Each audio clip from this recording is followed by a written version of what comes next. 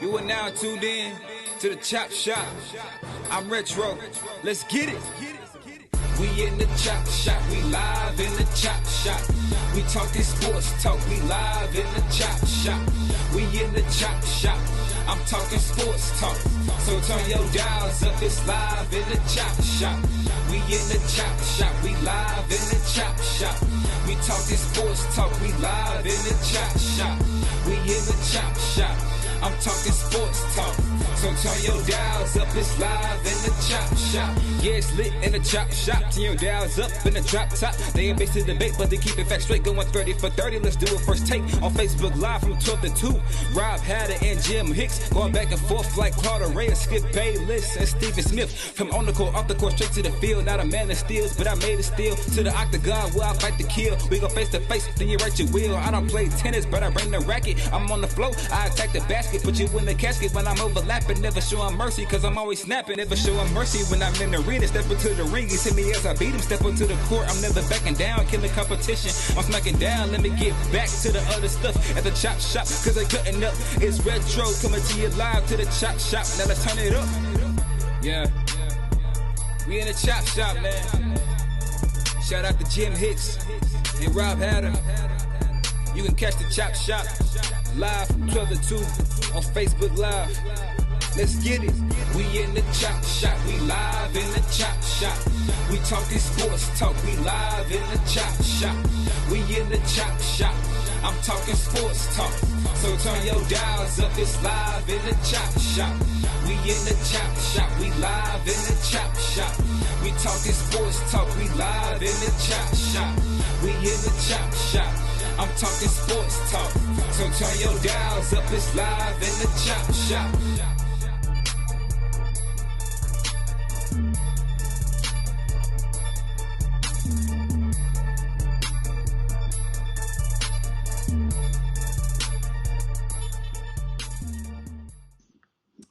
H-Town, what's up? You know what time it is. It's time for the best 120 minutes of your day. The Chop Shop, the nation's #1 urban sports talk show, and also your midday sports happy hour. Yours truly, Robert Hatter, alongside Jim Hicks, coming to you live from Houston, Texas, and we're broadcasting all over the world with our hats on. Jimmy, hat by choice. I've got a hat by force, but we're broadcasting simultaneously around the world on YouTube Live and Facebook Live. Both programs and both platforms are very, very important and very, very valuable to us. And we love your support. You know, Jimmy, every time I ask somebody to reach out from the Facebook side and go over to the YouTube side and subscribe, something happens every day. I appreciate the people. You know who you are. But let me tell you something. Like I said again yesterday, Jimmy and I, we are delighted that y'all choose to hang out with us today. And we're thrilled that you're here. Okay, we appreciate you here. Our job is to try to keep you entertained and distracted from all the other things you got going on in your life right now. We have plenty. We got plenty to do. We got plenty to cover today, so we can get started. But I got to start. Shout out. I got some shout outs. Shout outs to Kyron Drones. He commits to Baylor, my young quarterback from Shadow Creek. Jimmy, you remember Shadow Creek? School hadn't been in existence that long, and these guys that been to the state championship now, then won the state championship, and they're a quarterback, they're a signal caller, they're a captain, they big man on campus has committed to the Baylor Bass. What's Baylor stand called? Is it Sikkim? Yeah. Okay, Sikkim. And then it was something else. I have one more. Let me see. There's one more. And Jimmy, I remember yesterday you told me to remind you because I wanted to ask about the HBCU gear, and we want to. And I want every business owner on this feed shout out and let us know what your business and who in this climate and what we might need y'all services. You know, we even got a young lady on this feed every day that owns a budget rental car And Budget and Avis rent a car. They own it. Her and her husband own the place out in Richmond, Texas, out there in that area. And whenever Jimmy, when I need a car, Jimmy, and it's in the city, I don't mind. I have somebody take me out there because let me tell you something. It's very important. We support the people on the chop shop. But Jimmy, like you said yesterday, post your business, post whatever you do. It's Avis Budget Rental Car. Post your business and post the address or your the number. And unbelievable. I mean, Jimmy, because I remember you mentioned it yesterday because you got mad because Walter, you know, he got the HBCU gear. And he hadn't been talking about it. You know, faith comes by hearing and hearing the word. Y'all got to, when you're advertising, when you're trying to market this stuff, Jimmy, somebody just think you can just throw it out there one time, it's going to stick. No. No. Why you think Budweiser every year is at the Super Bowl? Budweiser wants you thinking about that beer. But Jimmy, I you know you might want to add to that. But it's unique. Put your businesses on here. We want to know. We're going to support you. What you got? And hold up, Jimmy. I'm sorry. Go on. You can, Jimmy, please do me a favor. Shout out my young fella from yesterday. Oh, absolutely. That's my first thing that I'm going to talk about as I get ready to drop a little squirt of this Dramatized in my hands right here. And shout out to little King Farouk for the great conversation. Isn't that young man quite mature for 12th grade? And this is one of the reasons why I always try to encourage a lot of the grown-ups to not shy away from having certain type of conversations with these teenagers. Somehow, a lot of people think that these guys can't understand or interpret or comprehend or even dialogue with you on serious topics. He was raised to be a business owner. You can tell based on the mom and the dad and what they do. He was raised. Some people feel obligated. And as you're looking at a lot of the young men you had this past season, it was one young cat that played at one of the colleges, and he goes and plays in his game, and they interviewing him at the post-game press conference, and he breaks down crying while sharing that was the first time that his dad had seen him play in person in a number of years. And so my thing is, these young people, kids, they emulate whom they idolize, right? So a lot of kids look up to their dads. So that means that means whatever the dad is doing, that young person is likely to feel that he must, to some degree, even if he don't follow all the way through in the footsteps, but he must appear as though he's going in that direction to follow his path. And so you look at it. I don't have the biological. You guys, many of you guys do. And so you know what I'm talking about. I watch it from my angle in the person. Jimmy, I'm glad you brought it up, Jimmy. I got something for you. Jimmy, check this out. Man, I honestly never pictured this moment with my father being here for the first time. And I'm just so happy that he was here for this moment. It means so much for me to see him in the crowd. It just means a lot to me knowing that he was here and that I could do this in this special moment. I never pictured this. I never pictured him being in the crowd, cheering me on and things like that this far in my life. But he's here, and I'm just so happy that he's here. That's good. Unbelievable. I knew I had it from a while back, and we never played it. But I'm glad you mentioned that. That was good. Keep on going. Yeah, I mean, and we take that on into a topic. So kids watch you. If you have a degree of influence on the kid, and you believe it or not, a lot of the kids, I mean, you can try to conceal it all you want. The kids know if you are a drinking coach. They know if you are a smoking coach. And in some cases, to some levels, they would know if you are a drug abusing or using coach. They know if you are a womanizing coach. They know if you are a player. They know if you are a spiritually indulged coach. These kids know that. They know that, the teenagers. And it's funny as hell, they know. So the thing is, they know what they see. And eventually your actions would fill in the gaps. So my thing is, guys, try to understand as you are sitting around there playing, being buddy. That's why it comes with a tag. It comes with a price of being buddy with the teenagers instead of being that guy, that person of attaining the respect from a grown folk perspective, the relationship. Meaning that when the last time these young kids on the basketball component and you sitting there and they say a cuss word or they say something out of the ordinary and look over at you and say, "Oh, I'm sorry, sir." That's a rarity. That's rare.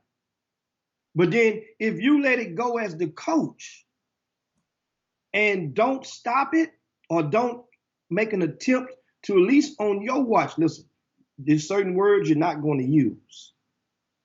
We're not going to say that, whatever it may be. Or we're not going to do that. Oh, this is how we're going to do this. They will follow through especially if you're consistent. Especially.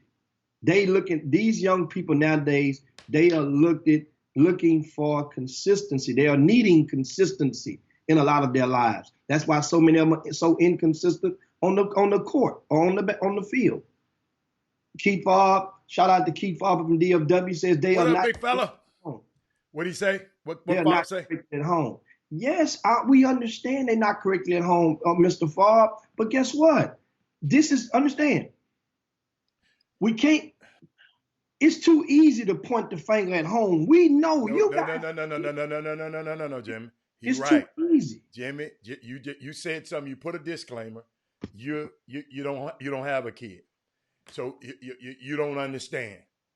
The responsibility is at home, and the guys out that meet these guys and who don't live with them every day, and you just what you're trying to. I hope you're saying is they have a responsibility too. It ain't about no pointing no fingers, but this shouldn't be a summer coach's responsibility to raise your kid. It just shouldn't. Now he should conduct himself being over some young kids and quit trying to be their friends. I'm right, but you can't blame, and then you got to understand some of these summer coaches are young.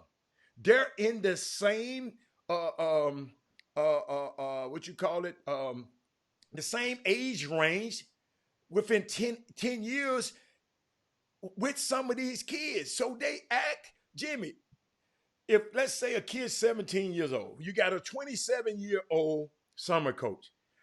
Most likely some summer coaches, some 27-year-old guys don't act 27-year-old. They still act 19. So I understand you and I understand Favre, but that responsibility starts at home, man. Dude, if Bilal Bradley, he was working with John Lucas. I sent, my son used to go work out over there. Bilal called me. This is why me and his relationship got so good. He called me and said, "Man, your son was not doing what I was telling him to do in a workout." Okay? All right. Bilal Bradley told me later he was the model student, he was the model player from that day forward. Cause I don't play that, man. And I know you're gonna tell me, well, other than that, no. Jim Hicks, It started home. He acted a fool at that with Bilal. I took him out of that car and brought him back inside. Bilal said it was a complete changed human being. Jimmy, the ultimate responsibility goes with the parents. Some parents are dysfunctional, and we understand that, but it's still their responsibility. Adam, Jimmy, the kid didn't ask to be here. Adam, in many situations, and we're talking about in youth sports, you already know which of your kids are at risk in that department once you get them, shortly after you even meet them and bring them on fold and agree to them to be a member of your program. You already know or have an idea who's at risk. So my thing is at that point, it ain't like it hit you, it blindsided you. There are a number of young people out there who is young. We're focused on the young men today. Young men out there who are in single parent households with the female serving dual role or trying their best to serve dual roles. So by it being an abundance of those, that young man that is often looking and needing the guidance of a male. And that's when they'll reach out. Well, they're gonna get it from either the streets or they're gonna get it from the school. They'll get it from the grassroots extracurricular activities. But that male figure is going to serve an absentee of what he's not getting in that household. So if that guy's serving there, why you want to bash on the guys? Some guy, think about it. What if the summer coach hasn't been raised right? What if he don't know what to do? Well, that's blind leading blind. Oh, and that happens in life. That's blind leading blind. Yeah. I'm talking to those whom know and understand the situation, the hand that you're dealt with the young men. You have an option, and many of people out there are willing to embrace that option of going to save the planet. Once you gravitate to one of those young kids, they'll come. Let's say paint the scenario that you can grasp, no matter what city. That economically disadvantaged young student athlete who's coming from the single parent home where his mom at home and dad is not physically in the picture. Just say whatever. That he's not. You don't see him in the game. Otherwise, physically, he's not in the picture. Well, that young man who's a teenager, whose body is changing, his whole scope, a lot of things are moving fast as hell on one side of the fence, and now here you come with basketball. That if you listen to what's the name of one of the rappers, Drake, then and you like Drake, that young kid is going to more likely like Drake if he idolizes you. Now, that's the thing. A lot of kids don't respect authority. That means they ain't idolizing you. That means they ain't listening to nothing you're saying. And it's kind of tricky. It's very tricky. So Jimmy, and guess what? Even if the kid's at risk, even if the kid's from a single parent household, it's still the parents' responsibility. My dad died when I was 12. My mama had to raise 11 kids. I was more scared of her than the principal. I used to tell the principal, man, you whoop me. Please don't call this woman. Because single mothers, let me tell you something, Jim. Let me tell you something about God. He supplies single mothers with a double dose of what they need. I'm talking about the single mothers who want it to raise their kids. And he put the right people around these kids. You just talking about the grown-ups that are neglecting their responsibility when being around a kid to help him. Jimmy, even in the barbershop, I love the barbershops I go in because guess what? Every time a young kid come in there, boy, he gets an education if he's not getting it at home. I know his mom going saying, this kid done learned something. So we got, instead of bashing the guys, you remember what I said the other day? Look, I remember you used to always say, man, these kids ain't this, these kids ain't kids, these kids. Dude, I'm telling you, it's gonna be some more Keelan. It's gonna be some more Keelan Farouks. I told you, I prophesied it a long time ago on this show. I said some young guy from this basketball community gonna invent something that we all can use. I go back, I'm gonna go find the tape. And yesterday this happens. So we got to start speaking life into situations, Jimmy, instead of gloom and doom. Of course, in other words, I would say if you're in a sphere of influence, if you are the influencer over these young guys, hey man, watch what you do.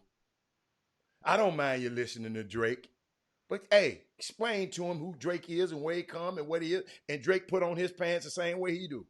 Let him don't idolize nobody. Look up to people, but don't idolize nobody. So that's I understand because that's the way you are and that's the way you come at them. But I just want to speak life into this situation. Jimmy, I've been watching. These coaches are getting young. These summer coaches, and they flying around with these kids. Jimmy, I knew some summer coaches, they go to Vegas. Jimmy, you don't see them guys till the game time. Parent, you better go by the room and check on your babies, if y'all still going to Vegas. I was the parent that went and checked on mine. I told y'all the story. I saw the coaches were nowhere to be found. I saw two players walking in the hotel that I paid for with a young lady. Two players, and walked by me like, Jimmy, do you know what one of them said? Coach had a cool. Coach had a cool. It's all right. I went up there. I had the key, but I knocked on the door. Young fella opened the door, man, with his shirt off. Y'all knows I ain't never told you who these guys were. With his shirt off. And the little girl just sitting on the bed, Jimmy, like, I'm finna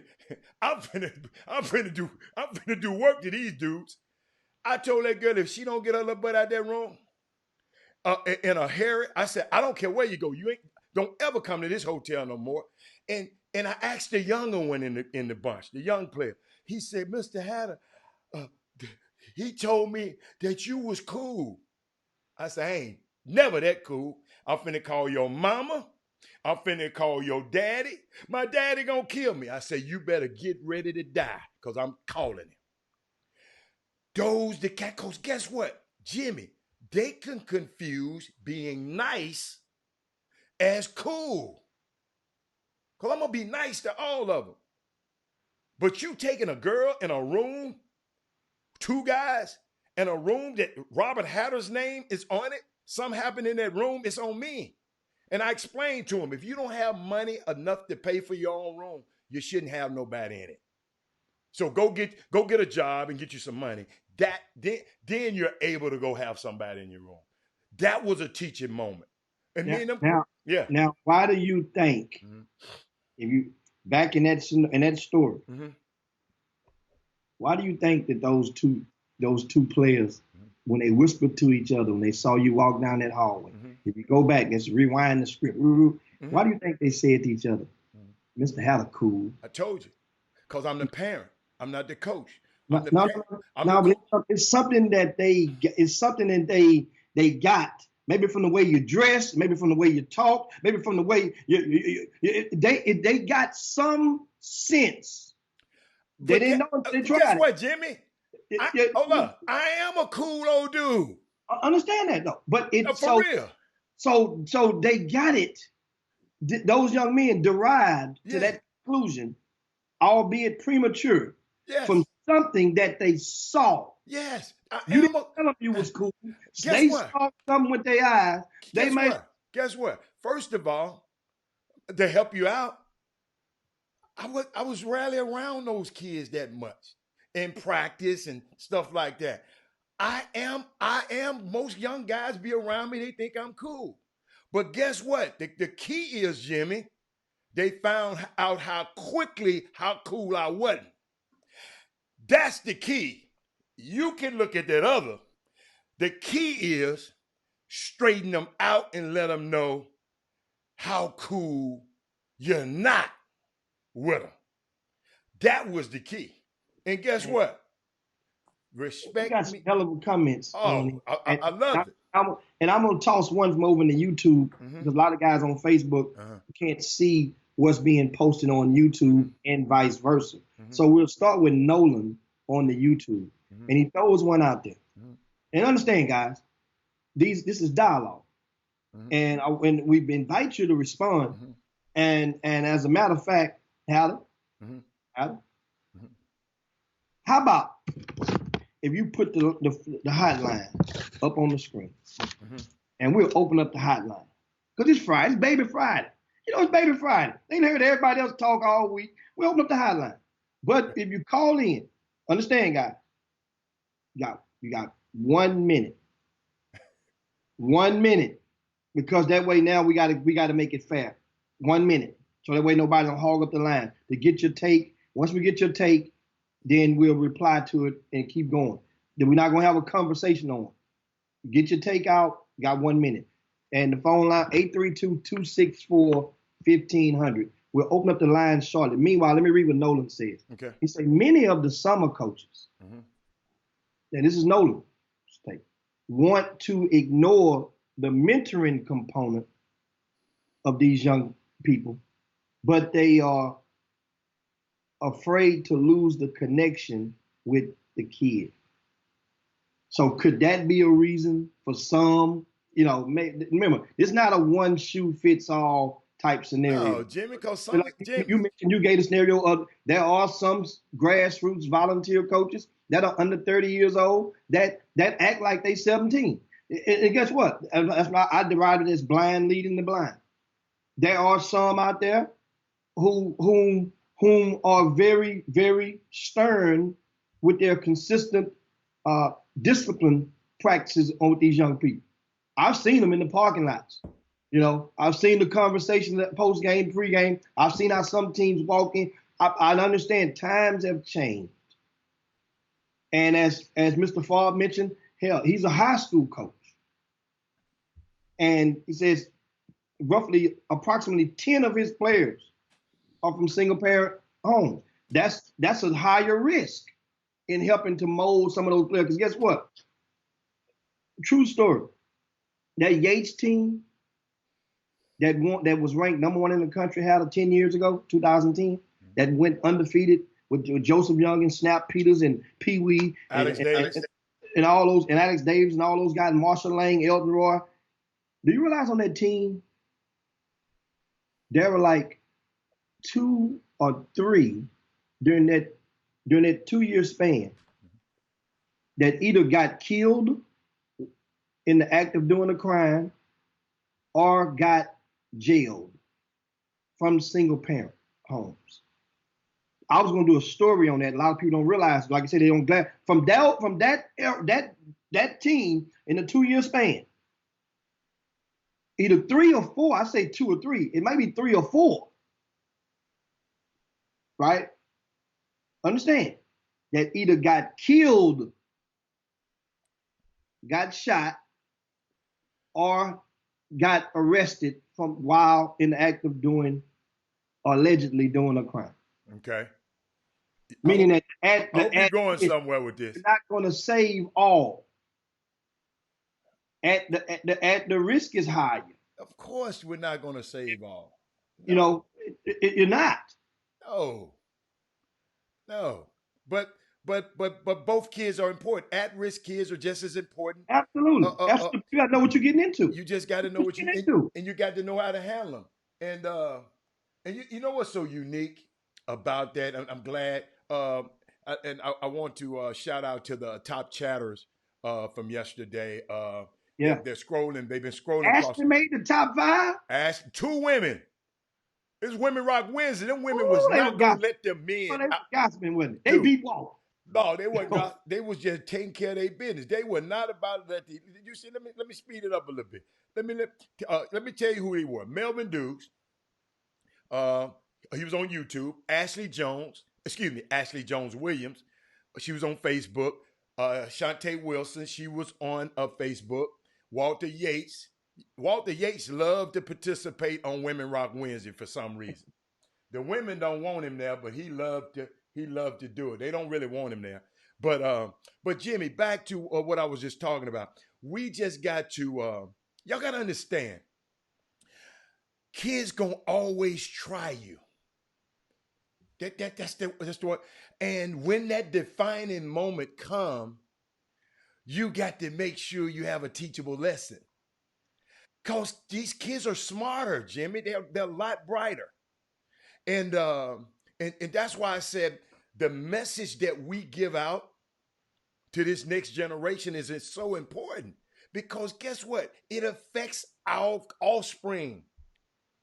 Because the message that we give these young kids, when we long and gone, it's going to affect the other people. It's going to affect the other people we live, that we love. You know, we don't want nobody jumping, robbing us and carjacking us. We don't, you know, we got to touch these guys. And basketball is a great vehicle. And I understand, Jimmy, why you're so adamant when you're blessed enough to be in a position of power and be around these kids. Make sure it's impactful, man. Make sure you ain't got to be perfect. Some coaches are the influence. You don't have to be perfect, but it's gonna come a time that he gonna try you like these two did me, and they flunked. Because they parents were called immediately. And they said, Mr. Haller, why would you call? My daddy gonna kill me. I said, because I would have wanted him to call me if that was Robert out there doing this. And guess what? I got a relationship with those two guys right now. And this was what, in 2010. I still have a relationship because Jimmy, we're going to have opportunities in life to be able to put our stamp on our young men. You just can't come and hit them on the head every few minutes, Jim. You can't do that. All of that, man, you got to do this. No. You got to find the times that they're open. They're open. See, sometimes they close. You just talking. You got to find a moment. They were vulnerable, Jimmy. I had their futures in my hand. Am I going to call mama or daddy? And they were listening. And I still call mom and dad. But what else you can? I mean, and understand, I mean, it's like it's simple as this, for an example. And the grandboys came over.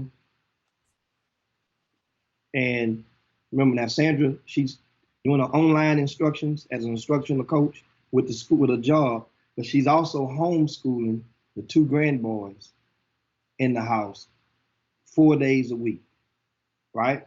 So what it does is that helps economically. That helps because the younger one would have to go to daycare or whatever, preschool, whatever they call it. That would cost money. So economically, that's how you do that way. That's one way to help. But anyway, so one day, recently, the younger one, his thing would just is a habit. He would come in the room, just open the door, come in the room. So what I didn't pay no mind. I said, oh man, I've watched, he's done this several times. That's what he do.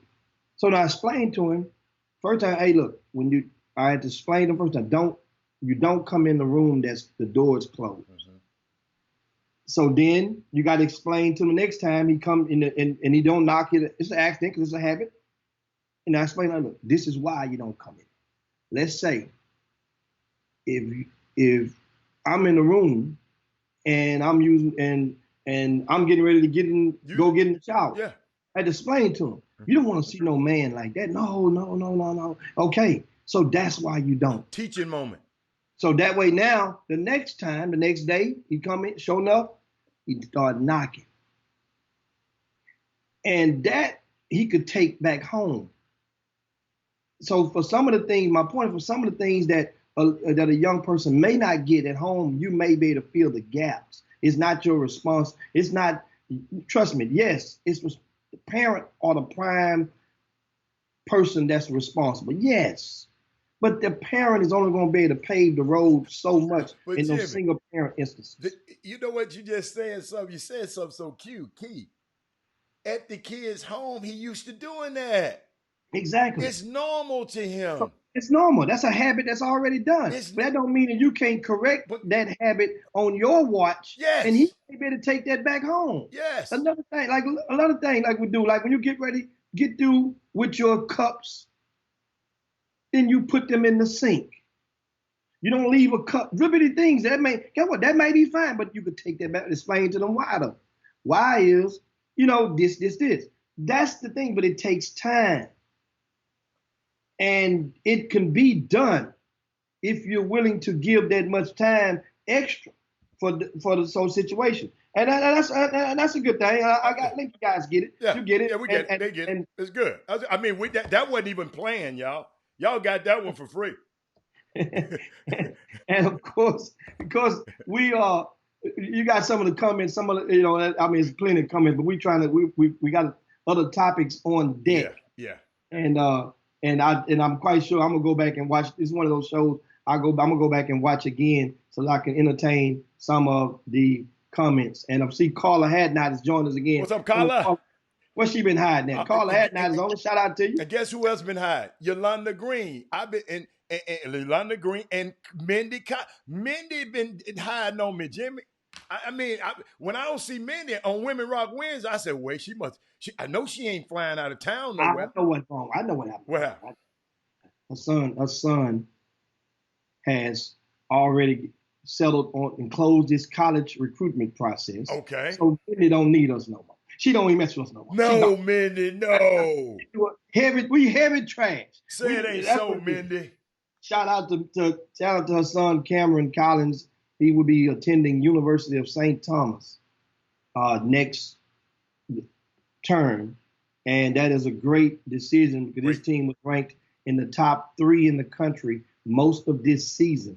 They are Division III, but that coaching staff has went beyond the call of duty to prove to this city that they know how to recruit and they know how to go and make themselves visible. I love it. In Houston. They're everywhere. And Jimmy, Carla, I don't know if you saw it. She said she's been working COVID-19 in LA. Carla is one of the top healthcare infectious disease people in around the country. So she had to go to LA. I guess we ain't big enough for her to stay down here. They have bigger. They must have bigger fish to fry in LA. And Jimmy, you know what? I was watching. Let me tell y'all something. I don't know where you want to go with this, Jimmy, but I saw it's some interesting things, man, been happening on the news. Jimmy, I talked to Jimmy. It's so funny. I got a chance I was blessed to talk to an owner, a part owner of an MLB franchise, Your Sport, right?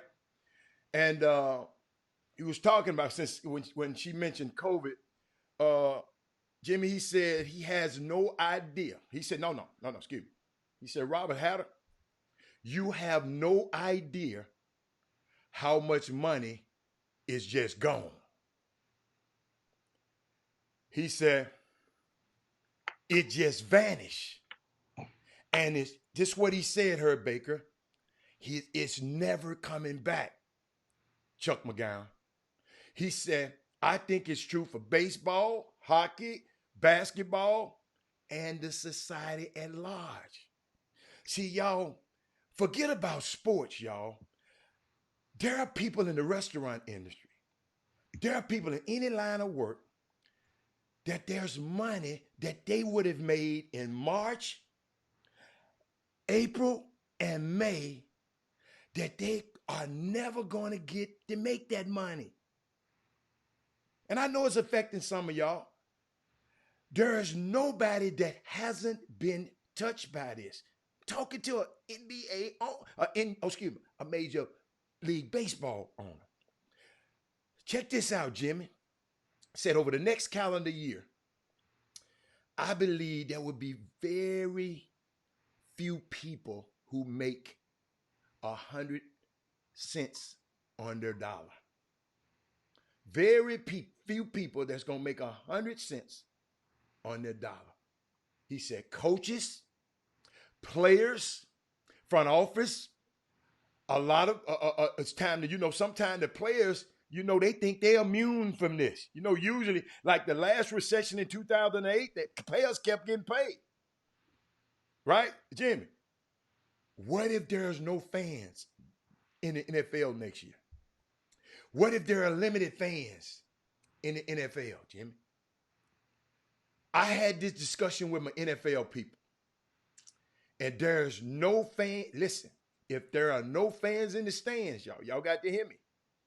They said each team could possibly lose $100 million per team.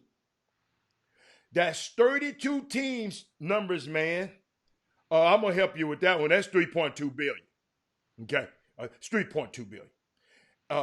If you're factoring, hold on, check this out. Not just leave them out. If you're factoring in the salary cap for the 2022 season, the salary cap can drop anywhere.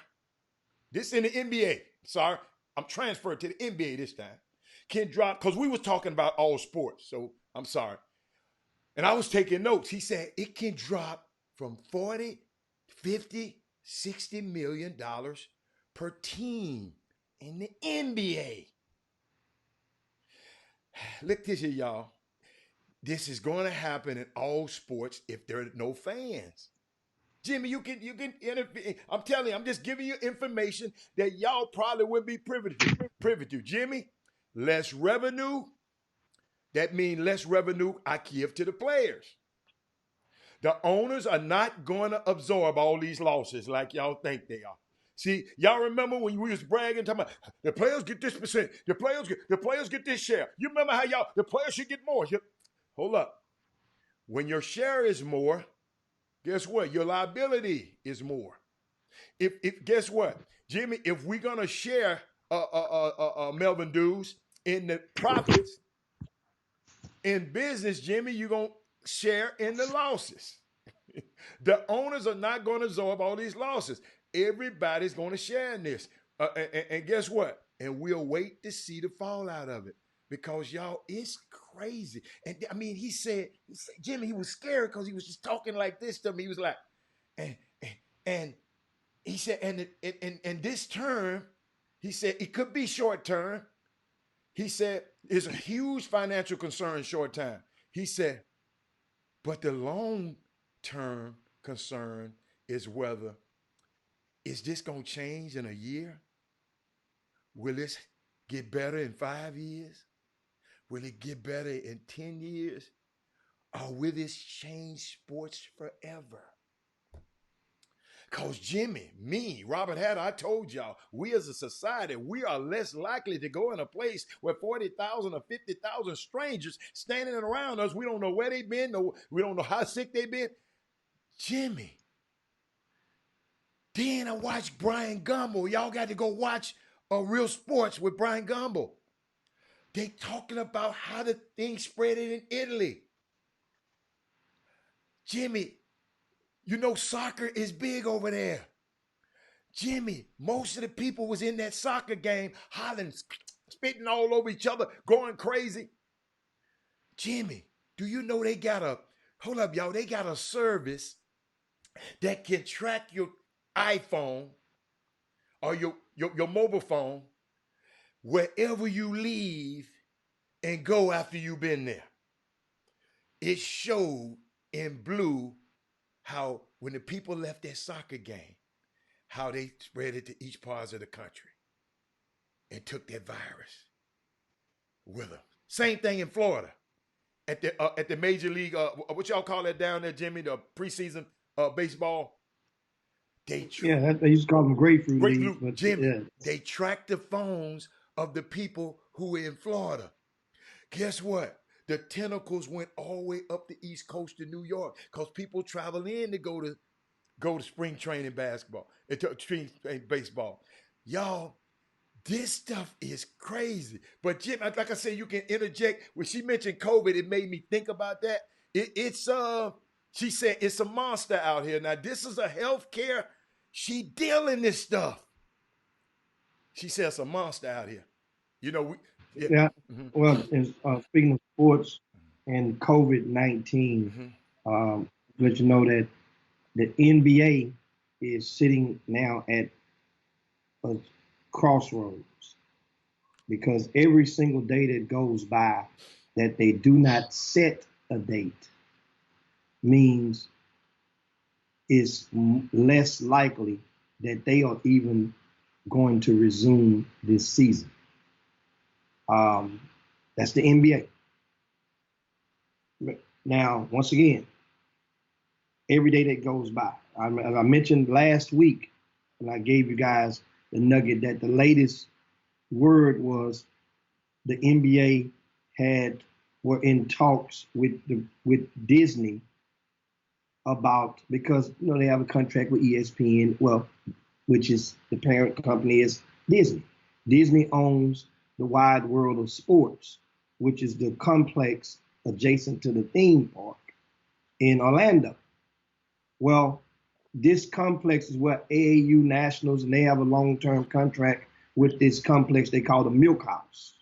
If you guys ever had a kid to play AAU Nationals, they got a baseball complex right next to it and a football field right behind it. And that's where the Tampa Bay Buccaneers for years used to have spring training every year until they built their own complex. Now, the thing is, NBA was in talks about occupying that basketball center at the Wild World of Sports for the NBA to resume the NBA season. And they also, Jimmy, they also got enough hotel space to accommodate and keep people quarantined. They got enough they got 2 big resorts down there that they can really house a lot of people in.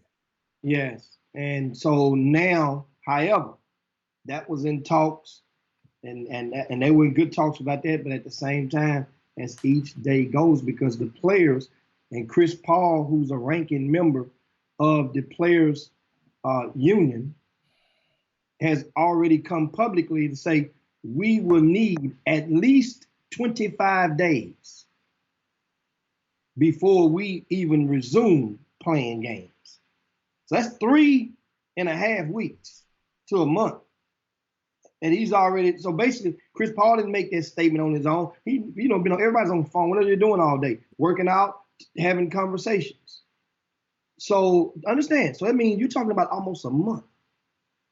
That means it takes a month before that to make the schedule and present that out to prepare before you go into the training. So that's why you see that the NBA made the decision the other day, which was balked upon by many owners, to go and open their own facilities in the states or the areas which have relaxed, their stay-at-home orders, to go. And then a lot of the owners, Mark Cuban led the pack and saying, no, that's too soon. So then they pushed it back from May the 1st until May the 8th. And Jimmy, I was laughing at that because, Atlanta is one of the teams that get open up early because, that governor down there, he don't care, right? But guess what, Jimmy? Ain't no use in Atlanta. Them players can go and practice all they want ahead of time, Jimmy. They gonna be it ain't gonna help them none, no way. They ain't in the playoffs. So I'm sitting here and I'm sitting here worried about, they can open before we can. Dude, come on, y'all. I mean, Jimmy, I'm telling you, just like I said, it's people. This thing is getting really, really close.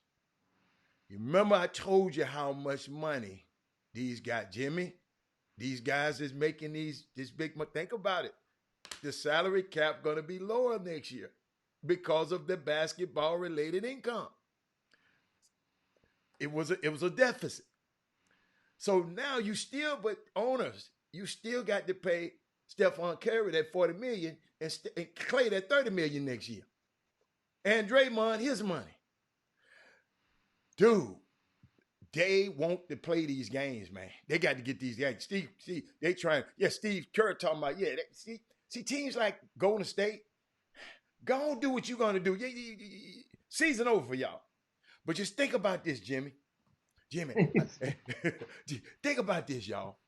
Hey, y'all, I looked at this thing. The NBA, you know how we applauded the NBA? How we applauded them, Jimmy, for being the first and being a pioneer and stopping. Jimmy, hell no. I applaud the Ivy League before I applaud them. Because, Jimmy, the Golden State Warriors was told not to have that game with public gathering, that game. Guess what they do, Jimmy? They go put a sign on the entrance saying, if you get sick from COVID-19, we're not liable. Jimmy, they had 2 games after that. Because guess what? Guess how much money they make per game? $3.7 million per game, and add that, multiply that times 41 games. Add that up for me, somebody, right quick. You know I'm a good at it. Now, how about this? Okay. How about this? I got just a while ago, breaking news.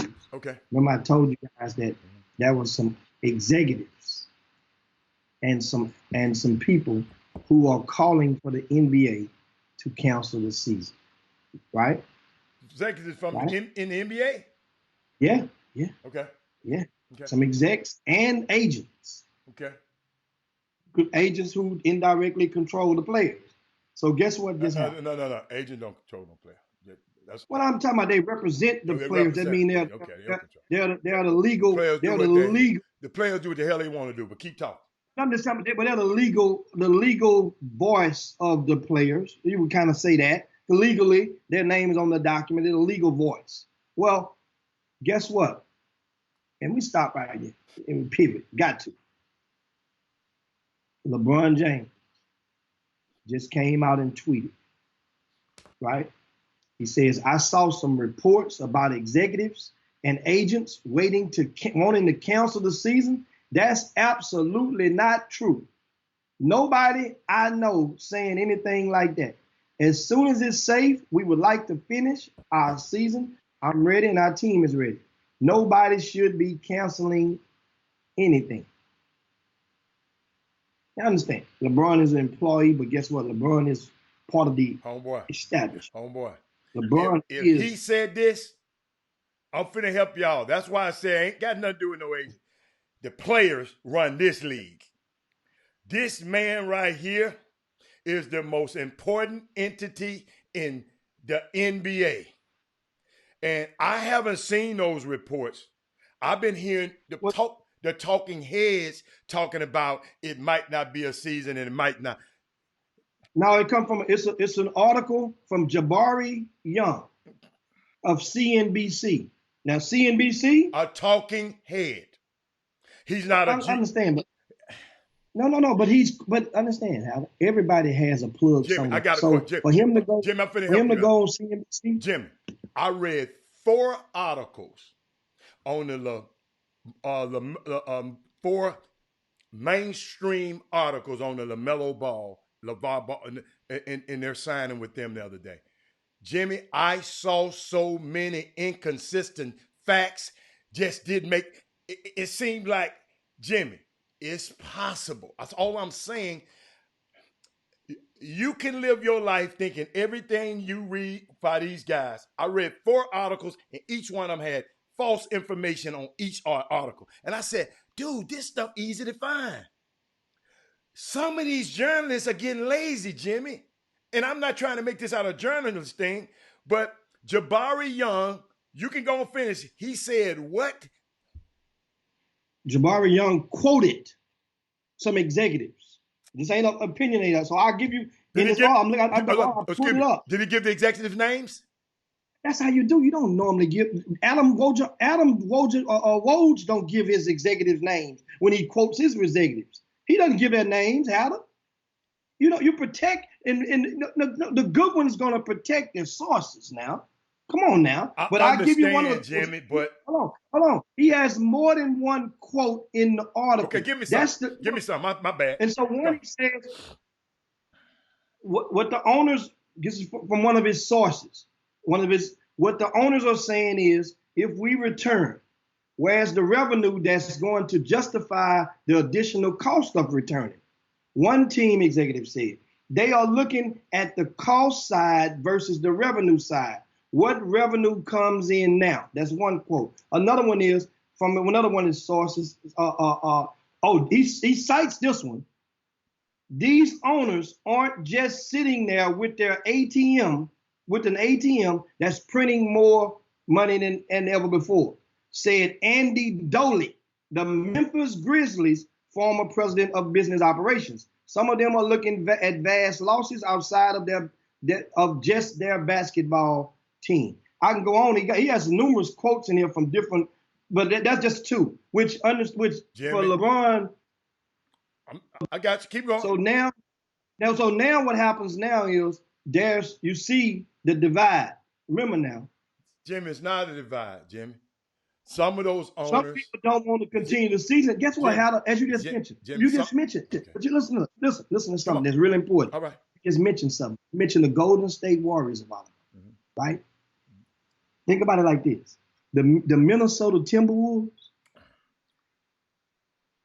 the Golden State Warriors, the New York Knicks, those teams like that, of course they don't give a doggone. They might say, hey, y'all need to cancel the season. I don't know why they won't play. You ain't even, if they were to resume, you guys not even in contention. Oh, yeah. So it's more teams that's not in contention that is in contention.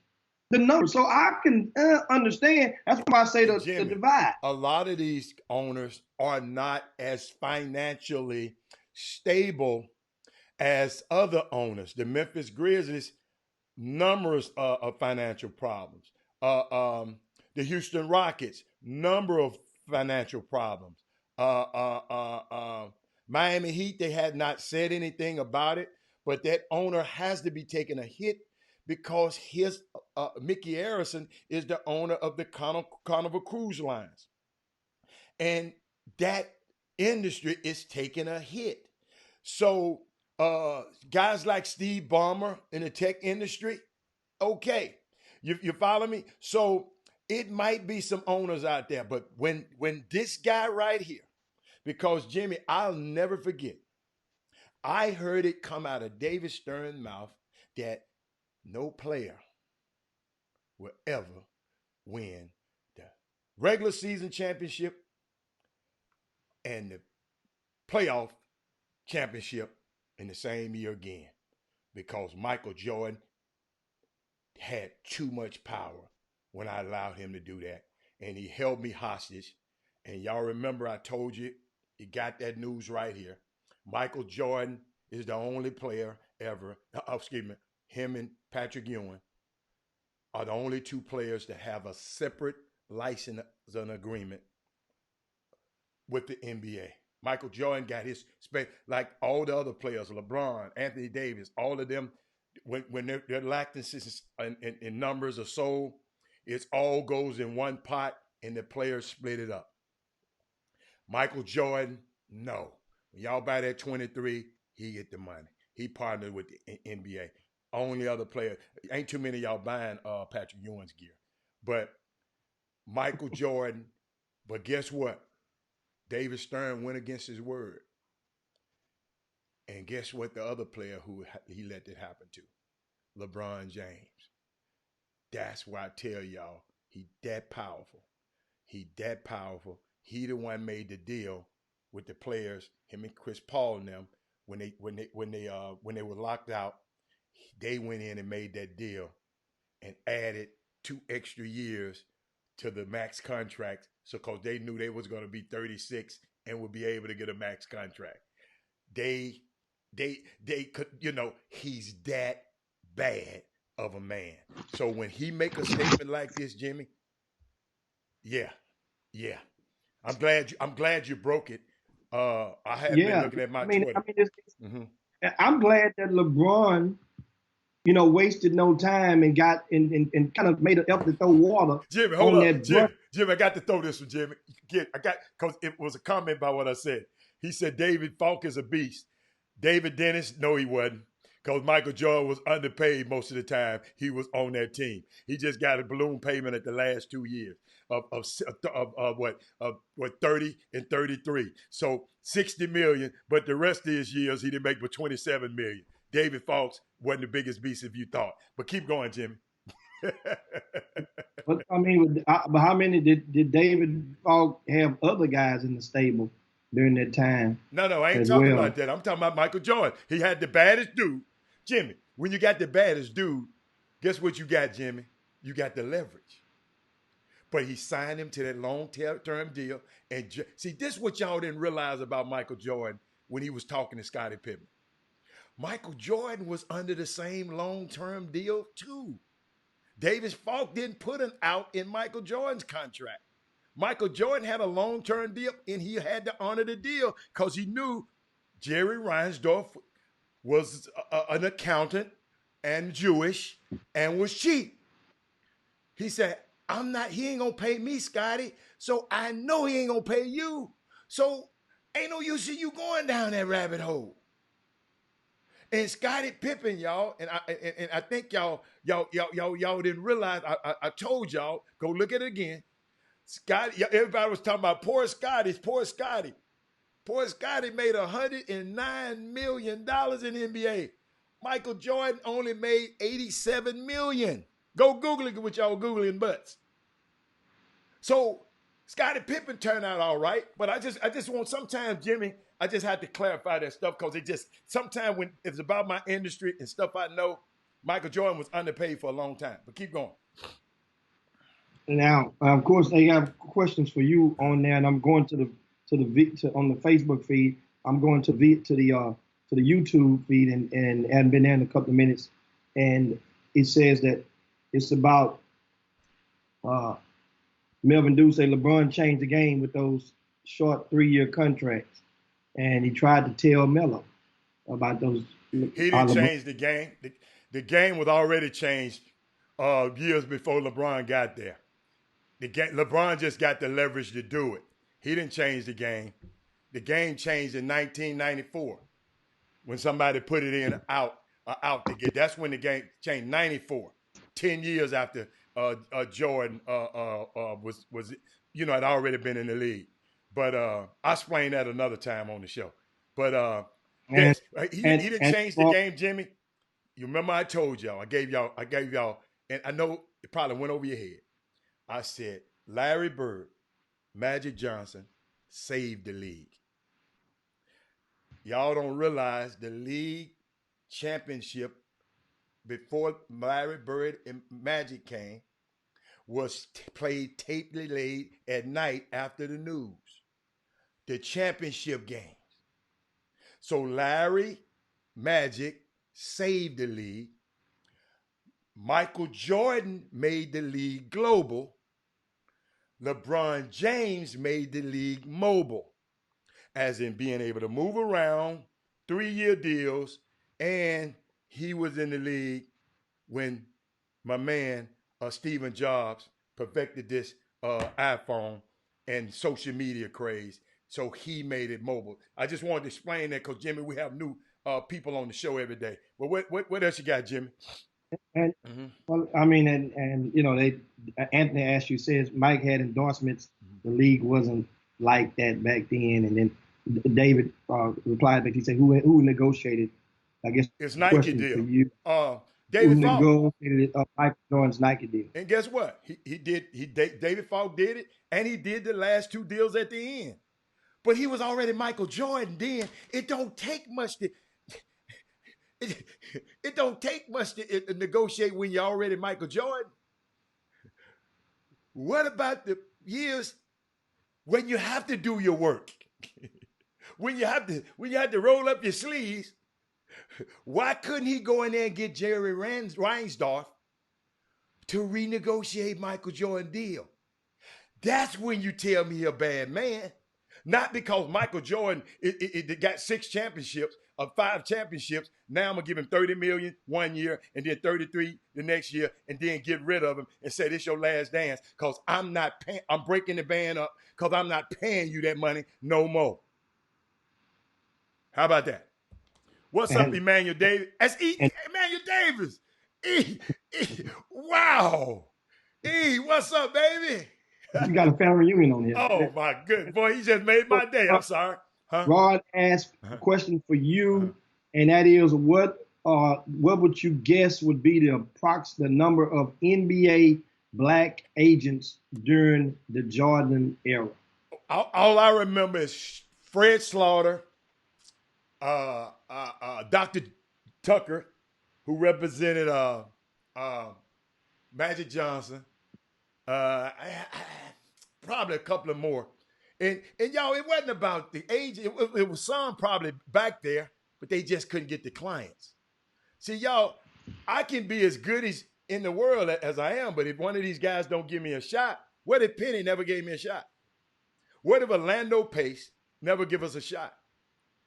You know, Orlando Pace, I don't know if you go back and Google it was one why that was the first time an African-American owned firm has ever represented the number 1 pick with Orlando Pace. And in case you didn't know who he is, I'm gonna put a picture of him up here. But Jimmy, it's a great question, but I don't know.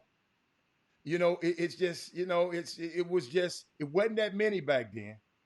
But Magic Johnson, let me tell you something. Was Magic Johnson in the league before Michael Jordan? Jimmy? Yes, he was. Yes. He had a black agent. He knew. Oh, Magic did? Huh? Yeah. Oh, Magic did? Dr. James Michigan Tucker. State. Yes, sir. Now we have another quick question because coming up shortly, we got going to be joined by a guest. Jeremy asked you, did he hear you correctly that the jersey revenue from the NBA goes all into one pot? Yes. Yes. Yes. NFL too. They get a check. That's Orlando Pace on if you're facing the screen to the left. The number 1 pick in the 1996 draft. So long. And that's Damian Jones in the middle. And that little handsome boy on the other side, that's that young Robert Half. I was sharp back then too. Jimmy, I was wearing TaylorMade back then too. Now don't get it twisted. Look at that tie. Look at that Tom Ford tie. Huh? That thing look like it comes out of K&G. hey, hold up. What the hell is K&G? But that's a good question. That was a good question. Oh, it wasn't no K&G back then. Yeah, okay, okay. Now, once again, we're going to be joined by, we have a very special guest, a very popular high school coach is going to join us shortly. And this coach, just prepare for this, is going to be a great conversation. He just had a surgery this year, a couple of months ago. Yeah. And it's 100% cancer free. And we're going to talk about a lot of high school amateur hoops and get his thoughts. He's trust me, he's had a McDonald's All-American. He's been there for a while and done that. But meanwhile, Emmanuel asked real quickly, we talk about the G League. He has a question. Yeah. Should they be also allowed to use to develop former players? He said, let's talk about the G League. Should be the also used. Man, I think I know what you're talking about. Write that again. Write that again. Magic Johnson agent Anthony Fobb was Dr. James Tucker in the beginning of his career. Hell out of here. I know what I'm talking about. Man, you always, man, I'm sorry, Jimmy. Jimmy, what you said, if they don't have no button for you to push, I'm not going to let you. I'm just going to erase that off. I shouldn't even say nothing to him. Mike, now what would you say, Jimmy? Leon Rowe. The hell out of here. Keep going. Now, Jimmy, what you say? What was you saying? Oh, yeah. The G League, y'all, Emmanuel. Emmanuel, what you think about the G League? Why aren't guys like And I hope you're talking about the USA Basketball Academy. Yeah, because the USA Basketball Academy instead of the USA. Because a lot of people got this thing confused with being the G League, Jimmy. They think these guys gonna go to Albany Patroons and and all of that kind of stuff, the Maine Lobsters and all that kind of stuff. The G League is not what you talking about? The G League was not the G League was not y'all be texting while we on the phone and killing me. But the G League was not is not the same. Let's get this straight, ladies and gentlemen. This new team that Jalen Green is on, and Isaiah Todd and Deshaun Nix, is really technically called the NBA Academy. They just put it under the G League banner to get what? The G League more what? Publicity, so we can talk about it. Okay? So we can talk about it. G League. Now y'all talking about it. Y'all weren't even mentioning the D League, but we put Gatorade on it. Now you're mentioning the G League. So, but it's a separate entity, and I think it's a good thing. And they should bring guys like you, Emmanuel Davis, back to help those guys. I heard Sam Mitchell. If you got any contact with Sam Mitchell, if you need his number, text me. Sam Mitchell is going to be the guy spearheading this particular academy, Jimmy. Sam Mitchell, who has worked on all of the circuits, right, Jimmy? Yeah. He worked at the NBA PA. Did he ever work at the NBA PA? This Sam, I don't think Sam was there during the last few years that I was there. I can't remember if he was if he actually had a physical appearance there, of course, speaking on the docket. But he definitely worked Adidas Nation. And so for the past few years, Sam, was one of the counselors at the Adidas Nation camps for the top youth who mostly played with Adidas sponsored program. And so that's the thing with Sam, and it's going to be intriguing though to see how this thing goes. And we definitely want to get in a conversation about the update, as we promised you, with guys about the NCAA, and yesterday about the name, image, and likeness. What we'll do is we'll parlay that conversation when we're joined by the head coach, whom we were expecting in about 2 minutes to join us, and want to address Fall. Fall said, "Why you get mad?" Somebody said, "Fall, we didn't get mad." Why you mention that damn? See, you just paid kudos to it.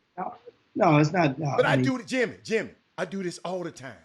When I see stuff like that people just go and Google something. I'm telling you, in Magic Johnson's first deal, go back and find out who did it.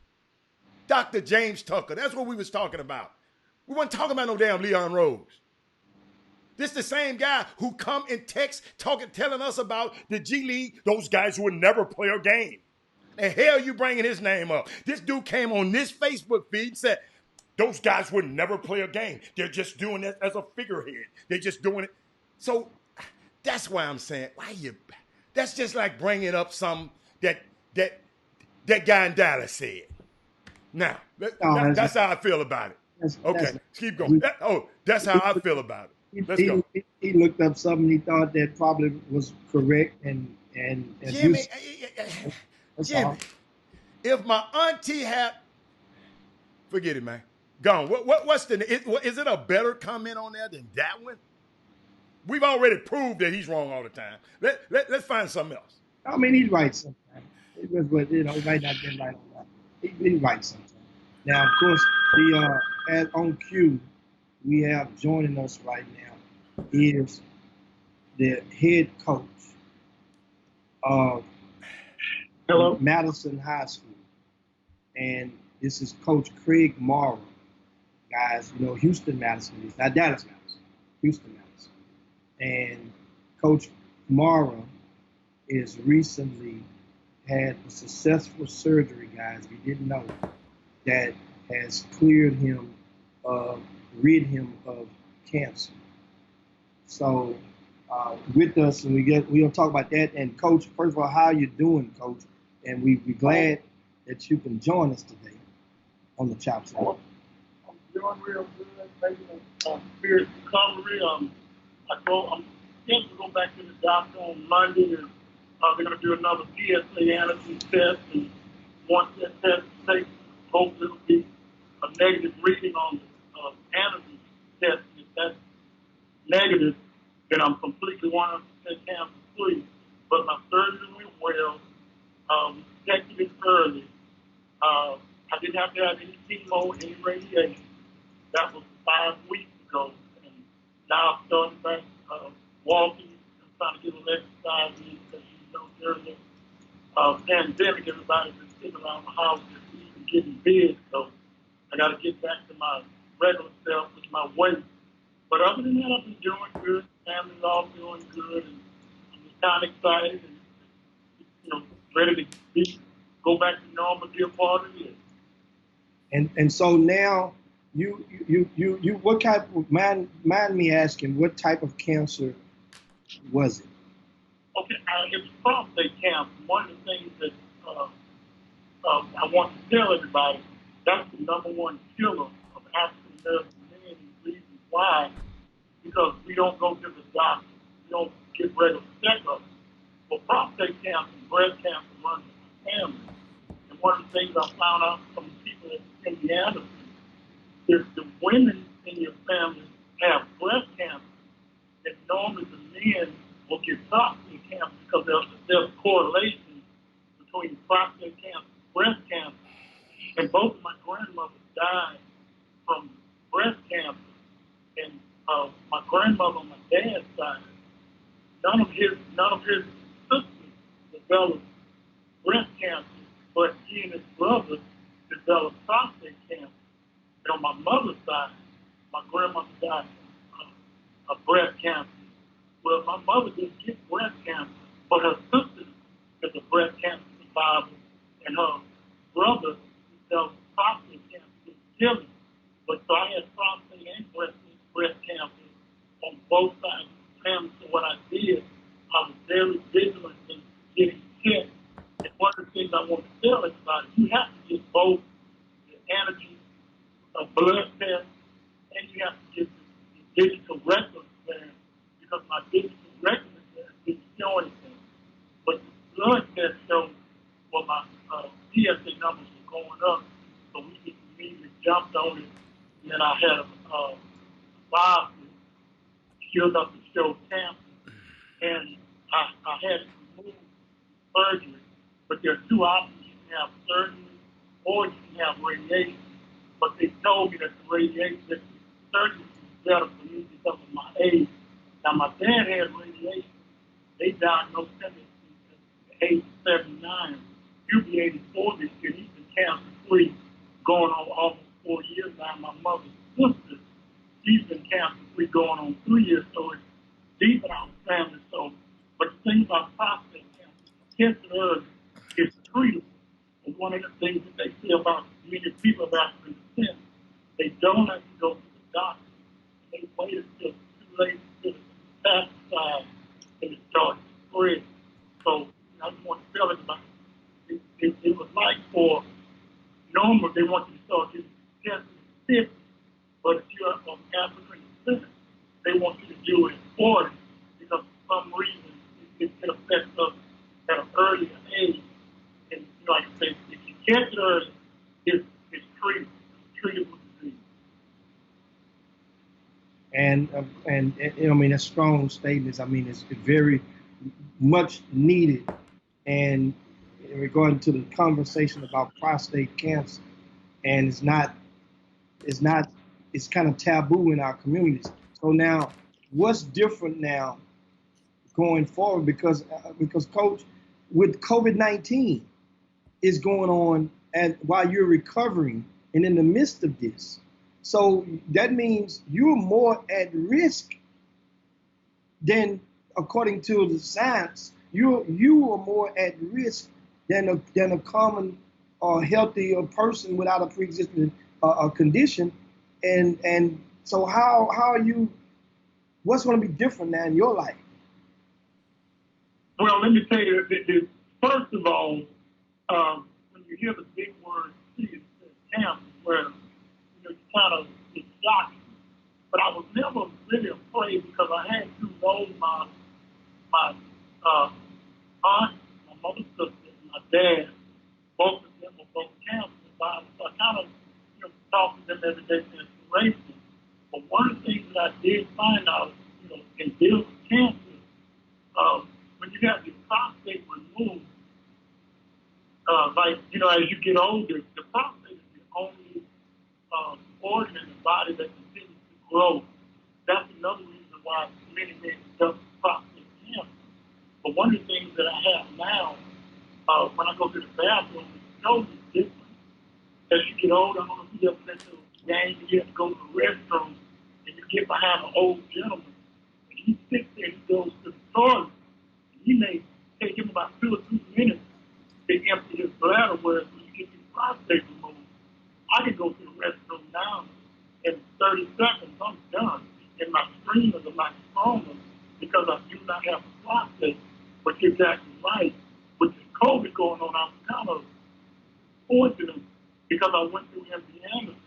Because this particular type of surgery, had I gone to Baylor or any of the other hospitals, they had stopped the surgery. Prostate cancer surgery. But MD Anderson was still doing their regular routine because they only accept cancer patients. So I was kind of blessed in order to be able to have surgery done during this time. But now I have to be very careful as far as I don't go places with a lot of people. I know they were talking about the schools. If the schools had gone back in May, I was going to use the rest of my sick time. I was not going to go back in a classroom in that setting around a lot of people because right now there's not enough testing done in order for people to really know what's going on. So I just have to take myself to do what's best for me. So no crowds. Only time I go to the stores when it's necessary. But I know they're opening up the states and talking about, business as usual. I will not be going to restaurants, sitting down, having dinner. I will not be going to the movies until all of this is over because I have to be very vigilant in my health because, like you said, being a cancer survivor, it's one thing to have to deal with being a survivor and dealing with cancer and then having to deal with COVID-19. So I'm just very careful with what I do. I stay away from a lot of situations where it's a lot of crowds. I wear my mask. I'm always the 6 feet rule. This morning when I go jogging, well, I can't jog yet, but I go walking.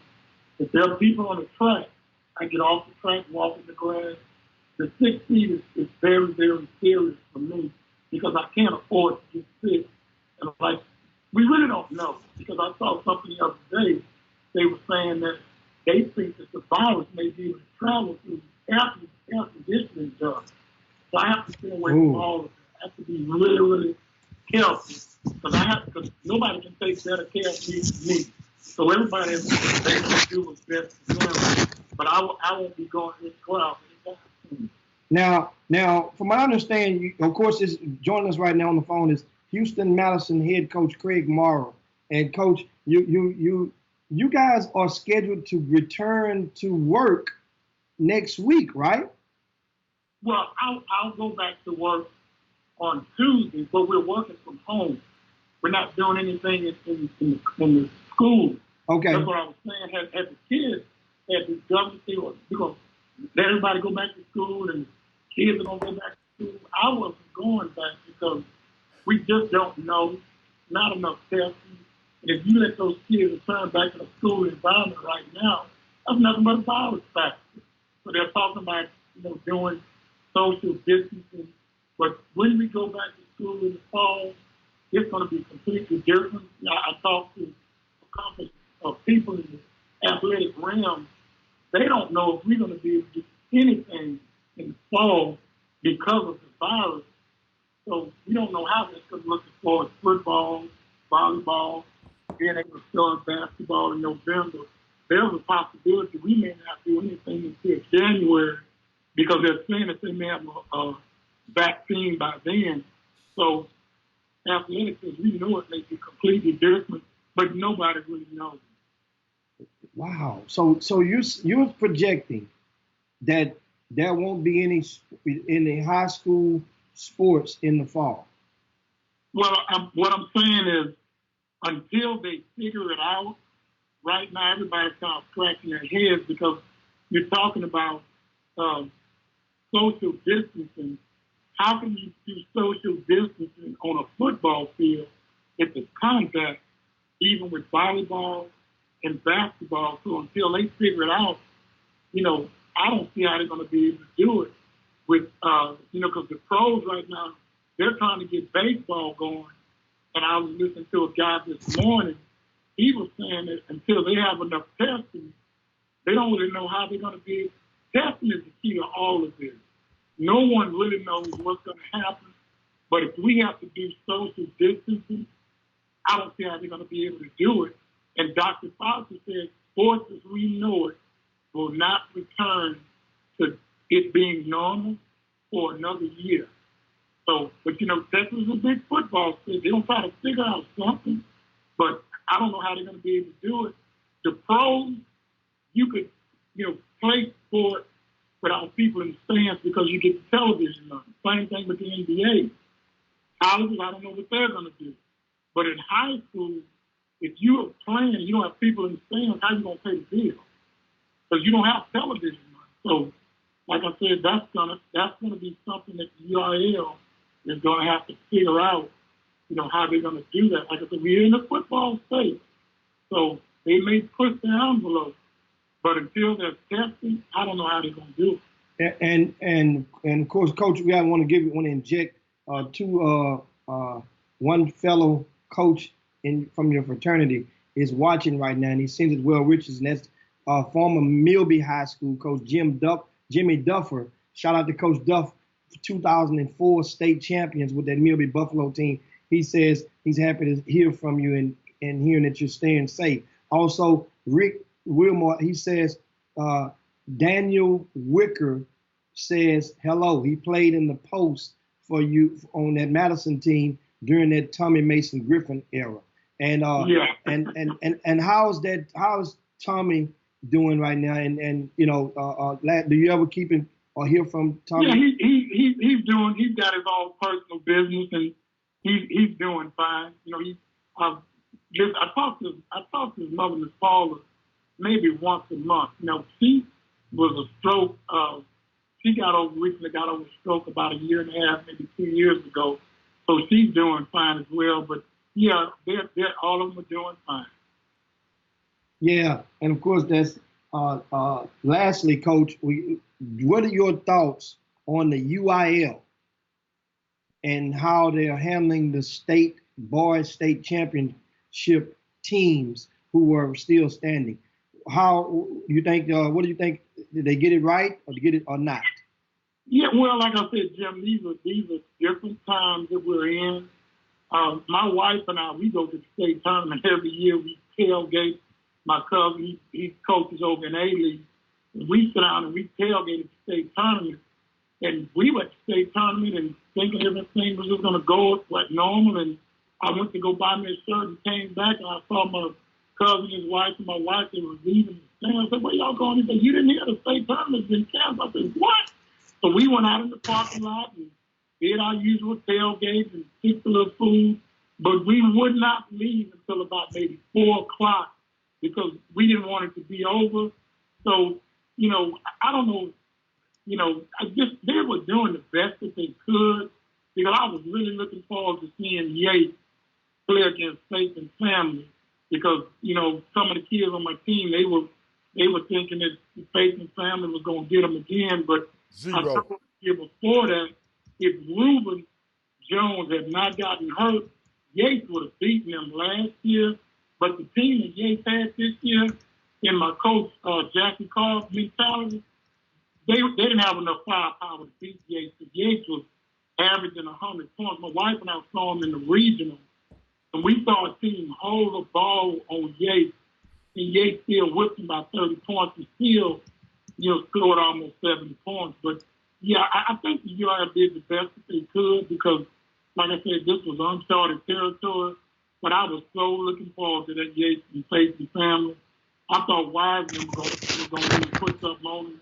I thought Wiseman was going to beat him by at least 20 points. Yeah. But I just think Safety family had the offense to keep up with what Yates was able to do. Like I said, they were on a 100 roll. They could score 100 points in the sleep. And Jackie Carr, one of the things he told me, it's hard to beat a team when they score 100 points because, most teams, they don't have the offensive firepower to keep up with them.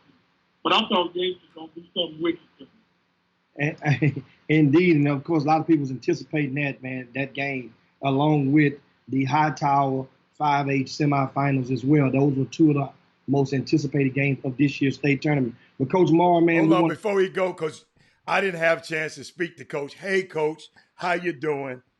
You were ignoring Coach. No, I was not. You just talk. I'm gonna do like you. You just talk to him the whole time.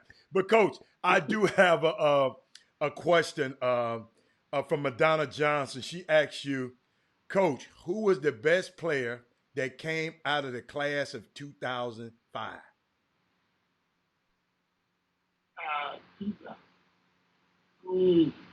Tell them I have to sit down. I've been doing this 20-something years. Okay. Those names, those teams. I'll get back and then I'll text it to you guys. I would think that was Watson. Wouldn't that be Watson's class? Yeah, my Calvin Watson. Yeah. Yeah, he was my best player that year. Yeah, I think that was Watson. I think Calvin Watson came out in 05. But yeah, that's I mean, it's a good thing, man. I mean, it's good. Well, get well, Coach, man. Definitely. What you got? No, I just want Coach to get well, man. I'm so proud of you and glad to have you around and be able to come back on the show and just and give your testimony and share with the people on the Facebook. One thing, you guys, y'all have become fans of my wife. She's listened to the show with me during the day, and she's become big fans of your show. Tell her I'm nicer in person. Coach, tell her I'm a lot nicer in person. That's a good thing, man. We definitely appreciate her. And I have another question. He said, how good is the guard Jordan Kelly? He's a real deal. He's a real deal. And that, I mean, we go all day. We can go all day with him. Got to keep your energy level up, Coach. Thank you, Coach. We wish you well on Monday during that doctor's visit. And Coach, hey, congratulations to all you have done for those young men from over in West Orm and Hiram Clark over at the Houston Madison High School during your tenure. Coach, when are you planning to lay it down? Last question. I'm gonna be honest with you. I was breaking up a fight. I had two special ed kids in October, and I had to get a screw put in my foot. So I was off the month about. So this has been really kind of a trying year for me. But I was at home in October for a month. And I've been telling my wife, honey, I'm serious with thinking about laying it down. But after being home for a month, Jim, I don't see it no time soon. I still enjoy the kids. I enjoy the classroom because I teach Spanish. So I enjoy being around the kids, mentoring the kids, giving them advice. So I don't know, Jim. They have to put me in the grade from the classroom and put me in a Columbia Blue Red coffee and put me in the ground. But I really enjoy being at Madison High School. And like I said, my principal supports me. And like I said, I just enjoy being in the Hiram Clark. 5 minutes from home, I get to school every morning about 6:45, and I don't leave until the kids are finished doing what they're doing. Because I would open the gym every morning for Gambrell to put up his shots, so I still do that. But I get to school every morning at 6:45. I just enjoy being there. So I don't know, Jim. I don't know when I'm gonna lay it down. Well, guess what? We appreciate everything, Coach, man, and you keep getting resuming and retaining your help, and we are rooting for you every step of the way. All right. Okay, I appreciate you guys there. All right. Thanks a bunch. And that is Craig Mara, the head coach at Houston Madison High School. Long-time coach, guys. He's been there. For a minute, for a grip. And guess what? And Madison is always in the hunt. They're going to win, place, or show every single year when it comes to basketball. And remember now, this coach also was the head coach. Remember, during Vincent Young's football days at Madison, a lot of people don't realize VY could hoop. He could hoop, guys. If you guys out there watching right now, you remember VY could hoop. And put it like this. I just asked Herb. Herb, could he hoop? You asked Herb could Herb gonna tell me who can hoop and who can't hoop. Herb was across the water back then. But he'll tell me if he can hoop or not. He probably didn't.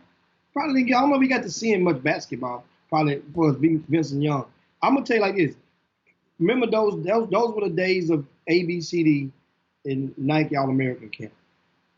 If Vincent Young could have messed around and gotten a chance to get up inside of that ABCD camp, it would have helped his. Remember now, they put it like this: how many people around the country knew Vincent Young before UT? So some people put things in perspective. You remember the whole world remember the Rose Bowl. How many people remember him before he got to UT around the country? You see, that didn't play football. You understand? That wasn't So this is what I'm saying. He wasn't. Vincent Young didn't. He wasn't what Allen Iverson or the Curry kid, Ronald Curry, was to the country. He was to Texas. Okay. He was to Houston. Okay. I'm saying, but if he'd have got out that way, then people would have saw the folklore. How tall is Vince Young? Huh? How tall is Vince Young? 6'5". Okay. So he just been a 6'5" basketball player over here. But he was 6'5" quarterback over here, made him special. Winning that Rose Bowl, I was right there in the end zone when he wrote it. That made him special.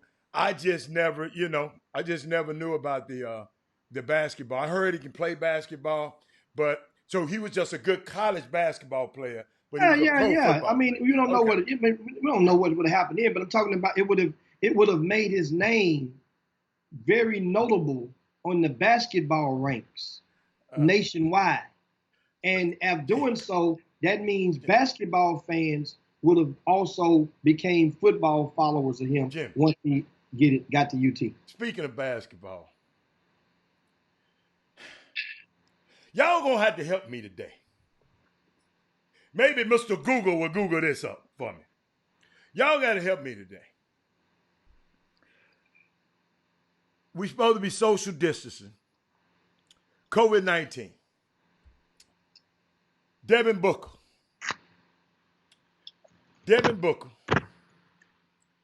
is seen with Kendall Jenner riding up in his Maybach, Jimmy, to the Sedonas. Y'all got to help me with this. Kendall Jenner implies she's banging. Just the headlines from TMZ. Jimmy, you seem to think TMZ is credible. She seems to imply that she's banging Devin Booker. She fires off the tweet of the year. Kendall Jenner, not Kylie. Travis Scott one, the little skinny one. Okay? Y'all got to help me with this now. You know, the draft just over with. We just talk about the girlfriends. So much for the friend thing, Jimmy. She said, Jimmy, check this out, man. You know, he was talking to him, messing with him. She clapped back to him. Somebody was talking crazy, talking about she been passed around by NBA Ben Simmons. She done been, hold up, hold on, it's a few guys. Let me see the other guy. Ben Simmons, D'Angelo Russell, Kyle Kuzma, Blake Griffin. Okay, she done been with all them, right, Jimmy? So they was messing with her on Twitter, talking crazy. Guess what she said, Jim Hicks? She said, they act like I'm not in full control of where I throw this cooch. and dropped the mic. Jimmy, you can go to her Twitter page. It's on. I hope I wanted to put it on the screen. Jimmy. She, in other words, this is what seemed like she was telling me. Do y'all know who my sisters are? Do y'all know who my sisters are? She said, they act like I'm not in full control of where I throw this cooch. Kendall Jenner. And you know, I talked to NBA. I talked to NBA coach today that, you know, kind of know these people, right? He said, oh, he messed with her. This how he said, he messed with her. He got the wrong one. He should have had that one Travis Scott guy. That's the one. That one, get what he said. That one ain't got about 30 million. She like Courtney. Dude, y'all got to help me with this one, y'all. The mamas, sisters, and y'all got to help me with this. Jimmy, I've never heard nobody come back and clap back like that, Jimmy. This little young, I don't know how old she is. Somebody can tell me how old it is. I said, unbelievable.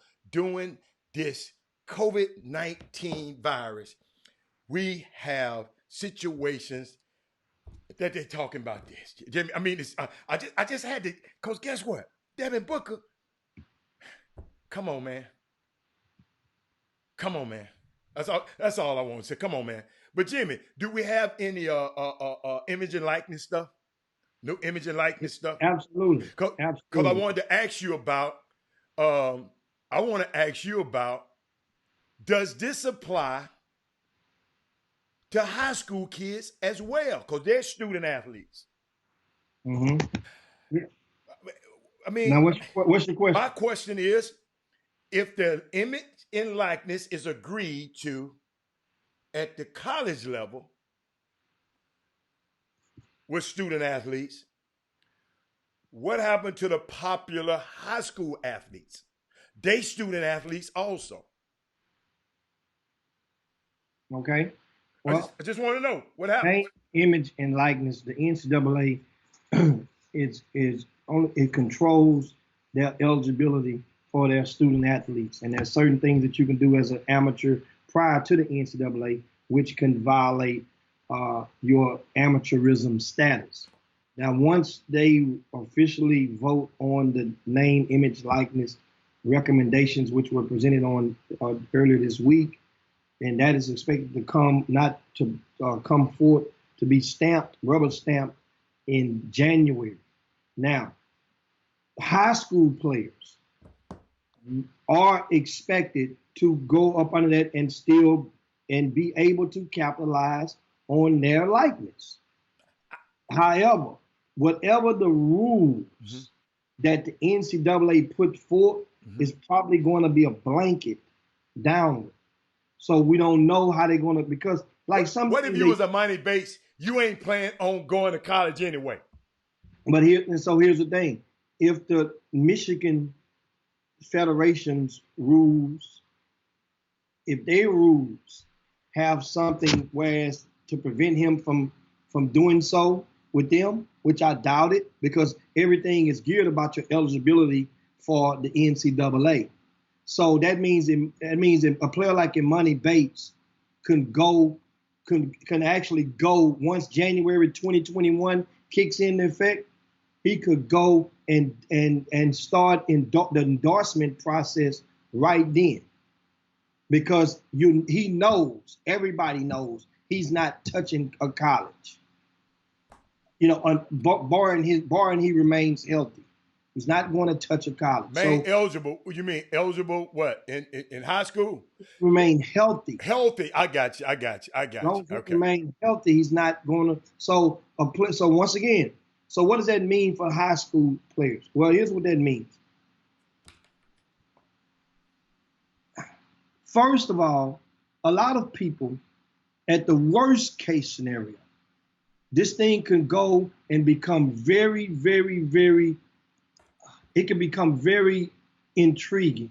For example, every city will have a red ant in their ant bed for as a young man, for as a kid. Well, that means that kid, the worst case scenario, there would be some kids that could go and get their cell phones paid for free by simply allowing, let's say, if Robert Hatter wants to go and leave a voice message on his phone and say, welcome to you reached John Doe's telephone, but he's not here right now. But meanwhile, leave a message right now. But don't forget, check out the Chop Shop Monday through Thursday. That could be a way that a high school student could capitalize on their likeness legally. Now, the thing is, once that goes in effect, the money is basically no longer under the table. There's still going to be people that's going to make under the table deals. You know why? Because they don't want to have to pay tax on declare that exchange or that transaction. So don't get this twisted. Just because the NCAA is doing this, it's not going to stop the bag from coming, because the bag is tax-free.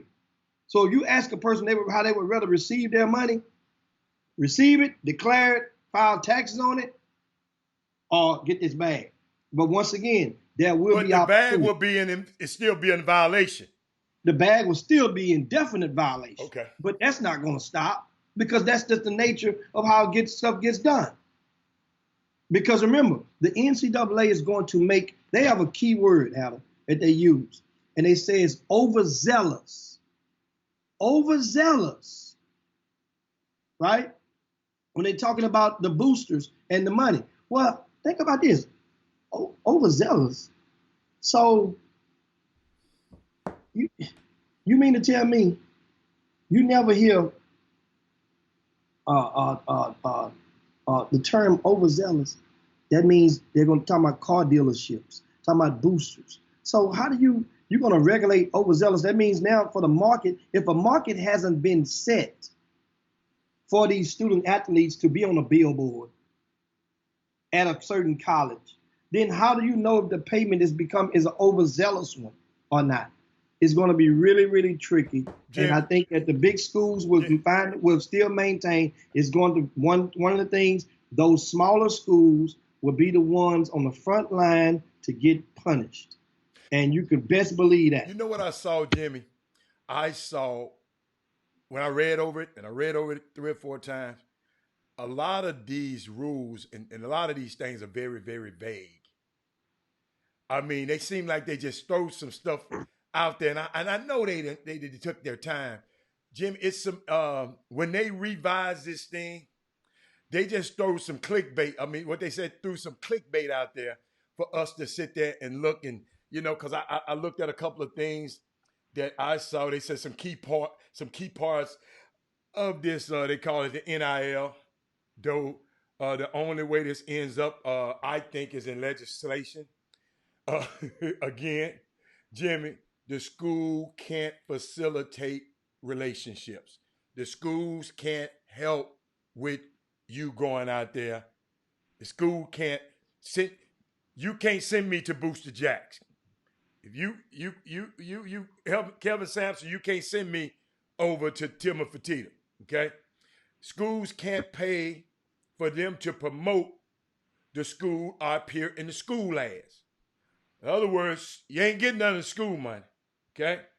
Students can't use the school logos. I mean, that's like a no-brainer. But you know what, though? I saw Bruce Pearl, Mark Ivor, what's up, Melvin Dews and Trey Phillips. I saw Bruce Pearl come on TV and was talking about college basketball is a good place. He talked about the stipend, the cost of living stipend that his guys got, up to $7,000 extra dollars in their pocket, $7,000 extra dollars in his pocket, and he making how many million, Jimmy? But what I thought about, I really did. I thought about the college basketball, because I like college basketball. But I know college basketball regular season really don't mean anything. Like I told you yesterday, in the last 15 years, is college basketball is really the bracket tournament. It's all about the NCAA tournament, and but I think it'll be all right because y'all got to realize college basketball survived without Kobe, without KG, without LeBron, without Moses Malone. College basketball survived by, I think every last person I just mentioned is a Hall of Famer. College basketball, you know, these people are, you remember what Mark Emmert said? The college basketball can't survive if this, dude, they happy with giving y'all that $7,000 a month. But Jimmy, it's a new day if this happened. I'm just seeing so many things. I mean, even the stuff that you were trying to explain earlier.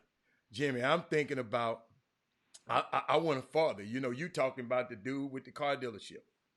I'm talking about the Pac-12 right now. You know, a down conference, right? But guess what? If I'm Stanford, UCLA, USC, guess what?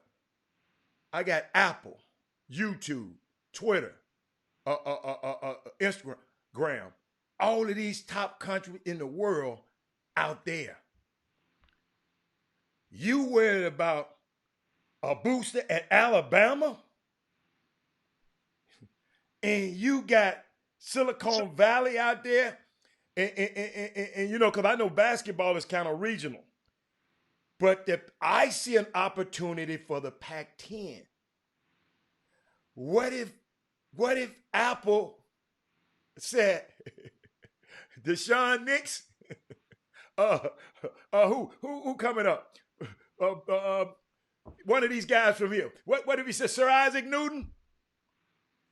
You come to Stanford?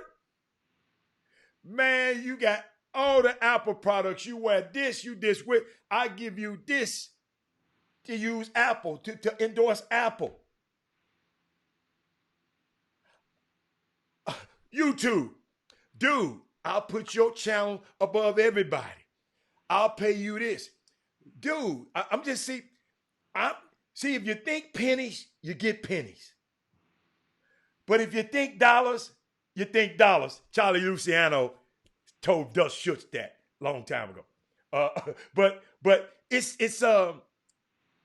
Jimmy, I see an opportunity for the West Coast teams with that powerful Silicon Valley to be able to compete in this market. I just want to see. I want to see. Yeah, I mean, it a lot of people are going to realize that their value is not what they think it is as well. And this will be proof. And actually, what reality will set in with a lot of young players and the people who influence them, because they will see the prerequisite right then if they're able to vote. The gravitating thing would be platform. The art of building a platform is going to be key, because a lot more people, you read the stats and we produced them on the Chop Shop months ago about the amount of companies who have leaned toward their advertising dollars, leaned them towards social media. A lot of people are going to become more comfortable directing some of their advertising budget by way of social media.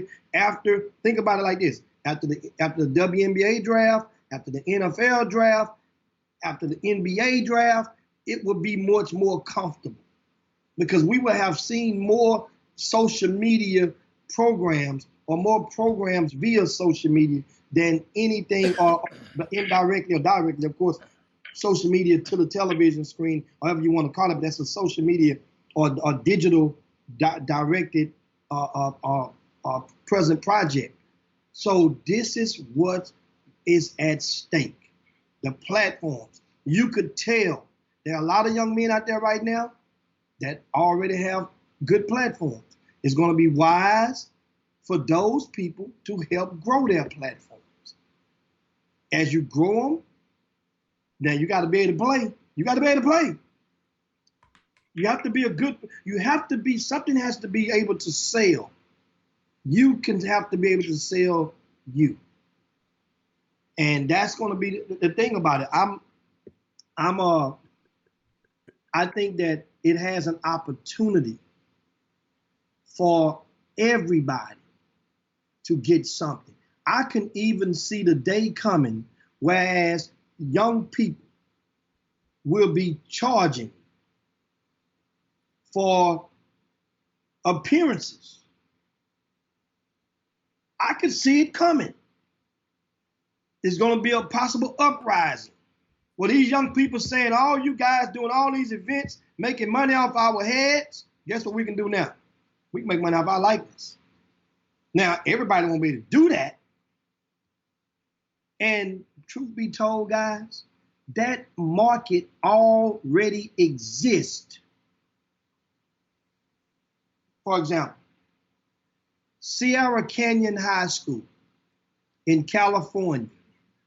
That was the home of Dwayne Wade's son, albeit disgruntled along the way.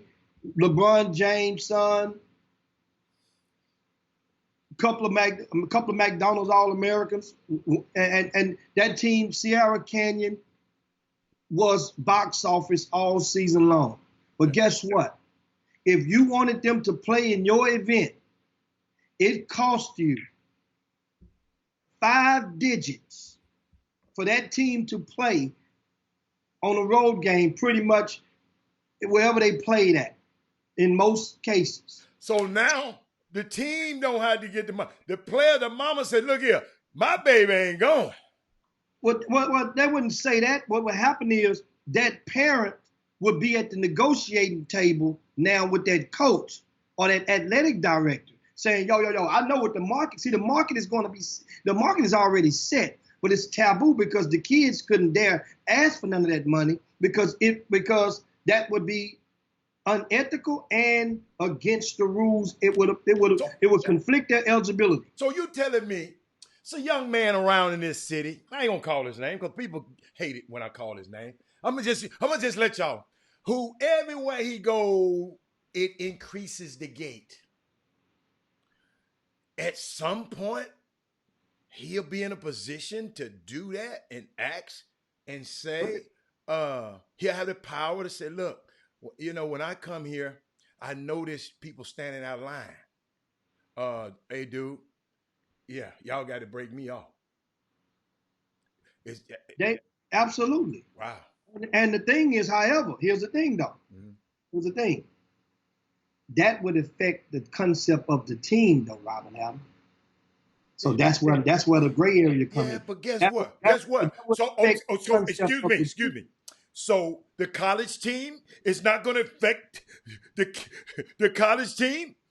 No, they're not saying it. Understand? Wait, I'll just ask a question. The event operator at a college event, if you're going down to the Bahamas Classic, if a kid that playing at college, and if it's Zion Williamson saying, well, I ain't going to play unless y'all break. No, they're going to have stuff in place to prevent that. Oh, yeah, you don't have to say it publicly. But look, these kids ain't that. These kids' parents are having smart guys like Robert Hatter around them now. So it's I'm just telling you, it's gonna be. I mean, when that happens. First of all, that means you would be asking, because I'm almost positive that the NCAA will include verbiage that will protect that from happening to the establishment. I'm almost positive that they were going to do that. I aim at the table because that's common sense, because that would affect the teams. It's kind of like as though when the football players say they're not going to play in the bowl games, that affect the team. But at the same time, at that point, man, I'm a pro now. I ain't going to jeopardize my stuff. I ain't going. So now what happens is, here's what happens. In that scenario, if a young person tries to strong arm the event operator Just say let's entertain the thought, which I'm pretty certain that NCAA gonna put it in. Let's say entertain the thought on through. What happens is the event operator is going to be questioned. Well, wait a minute, Lil Johnny ain't gonna play. That means he has to answer to people that's going to pay for tickets. Why ain't Lil Johnny ain't gonna play? That means he's going to be provoked to say, "Hey man, let me tell y'all the truth. Lil Johnny ain't playing because Lil Johnny asked me for this, and I'm not about to break the rule for Lil Johnny." And then it becomes a PR nightmare. Transfer. A PR nightmare. Transfer. Because I'm just saying that. I mean, it's not. Hey, not transfer. It's ways to go and skin the cat, but that wouldn't be advisable. But you don't have to skin the cat if the cat just gonna pay in the beginning. You don't have to skin the cat. The people already paying. Yeah. Okay. Well, then he don't have to skin it. No, yes, you do. Some of these cats don't want think you just come because they like you. No, understand something. If you are an event operator, you're looking for ways to offset your revenues by declaring certain expenses. If you're an event operator, Jimmy. So understand. I know it's been happening. been happening. I want to give it, if it's legal, I'm gonna give it in 1099. We ain't talking about you. We just talking about we ain't making it personal. Somebody just texted me, said players and parents are already doing this, Mr. Hatter. What we talking about? Appearance fees has been paid for over the last 5 years. But does the appearance fee go to the team or to the player? It's been both ways. I can give you I remember. Oh, what about when Jose Mayo used to charge a separate fee? I'm telling you, it's been both ways. If the player is in control of the coach and the program, just say, hold on, bottom line. Remember API and Prime Prep? That coach was in control of both sides. So if something went out, they were in control of it. I used Sierra Canyon as an example because that was kind of quite intriguing because that's a school. So API was charging appearance fees? Well, not a school. Yes, hell yeah, they did. Absolutely. Who gave the event? The market has been set. Who gave the event when API came down here? Who gave that event? A couple events they came to. I said, who gave it? I mean, I don't remember. I gave a couple of them. Oh, you did? Okay. I don't remember. And I put the game together when they played at Jack Yates High School. Okay. That game that went viral. I put that game together. Okay. So that means you got everybody. They charge you appearance fee. It's a market. Okay. But now what happens is the market goes for the dealings with the grown-ups. Now the thing is that stuff has to be worked out on the other side of the fence. I would advise the players to get with the parents to get with their coaches. And they say, well, look, man, we're going to you got to get us break. Then you deal with that domestically because the money is going to be given to that way, to the grown-ups who's in charge. I'm just trying to figure out. Rod Wells said, he even talked to Kevin Allen. He said, Mr. Allen, we need to work on getting a Yates and Family Faith game. Y'all, let me tell you something. Jimmy, that game, that would be, let me tell you something. Jimmy, tell me how powerful that game would be if Fawcett, what is his name, Fawcett, if he came out next week and said, look, y'all, the curve has flattened. Guess what? We got some antibodies that we're going to be able to work this thing out. Let me tell you something. We could be back in business in a month. Is it doable? Dude, the coaches can't coach. I mean, forget the coach. The coaches, I told you, them coaches, I don't know the family faith coach, but guess what? I got a question. None of the coaches can coach, right? Or just Greg Wise? None of them. So Greg Wise got somebody over there in that program that knows everything about that kid, about his kid. And Mr. Family Faith probably got somebody the same way. Man, I think, because guess what? I bet them kids up in Dallas probably saying the same thing. Man, Dude. hey, coach, we good. We don't need no coach. You think Antoine Norman? Hold up. You think Reuben Jones worried Understand about who gonna coach him? Let me tell you the difference between this year and last year. And Jimmy, we can have German-ties at the front door. Let me tell you the difference, so you understand the difference. The difference is, last year, Faith Family talked cash shit. They said they were gonna whoop Yates' ass. Faith Family ain't talking that this year like that to the same magnitude, the same decibels. I didn't know that. Understand? So therefore, Faith Family ain't saying that. Just like Hightower ain't saying we'll whoop Lancaster's ass. Yes, they did. No, not with the conviction. You ain't been around. Dude. Okay. Not what with they supposed to do? conviction. Tell me what they had to do to you. Call your website up and tell you. No, you don't. Last year was social media. Social media was electrifying, was spitting the same venom out. Just watch and see what we gonna do from that angle. It ain't being spit to the same. I'm saying to the same magnitude this year with that. Ain't nobody. Dickinson High School ain't saying we're gonna whoop Duncanville's butt. Now it would have been. I'm talking about as far as saying putting your own self out there in the middle of the street. No That's how player supposed to say it. But I bet you. Some players sit back and they just wait and say, okay, we'll wait and see. Watch what happens. And they just get. But before Jim. Every player on Hightower team told me they was gonna whoop them like they stole something from Macy's.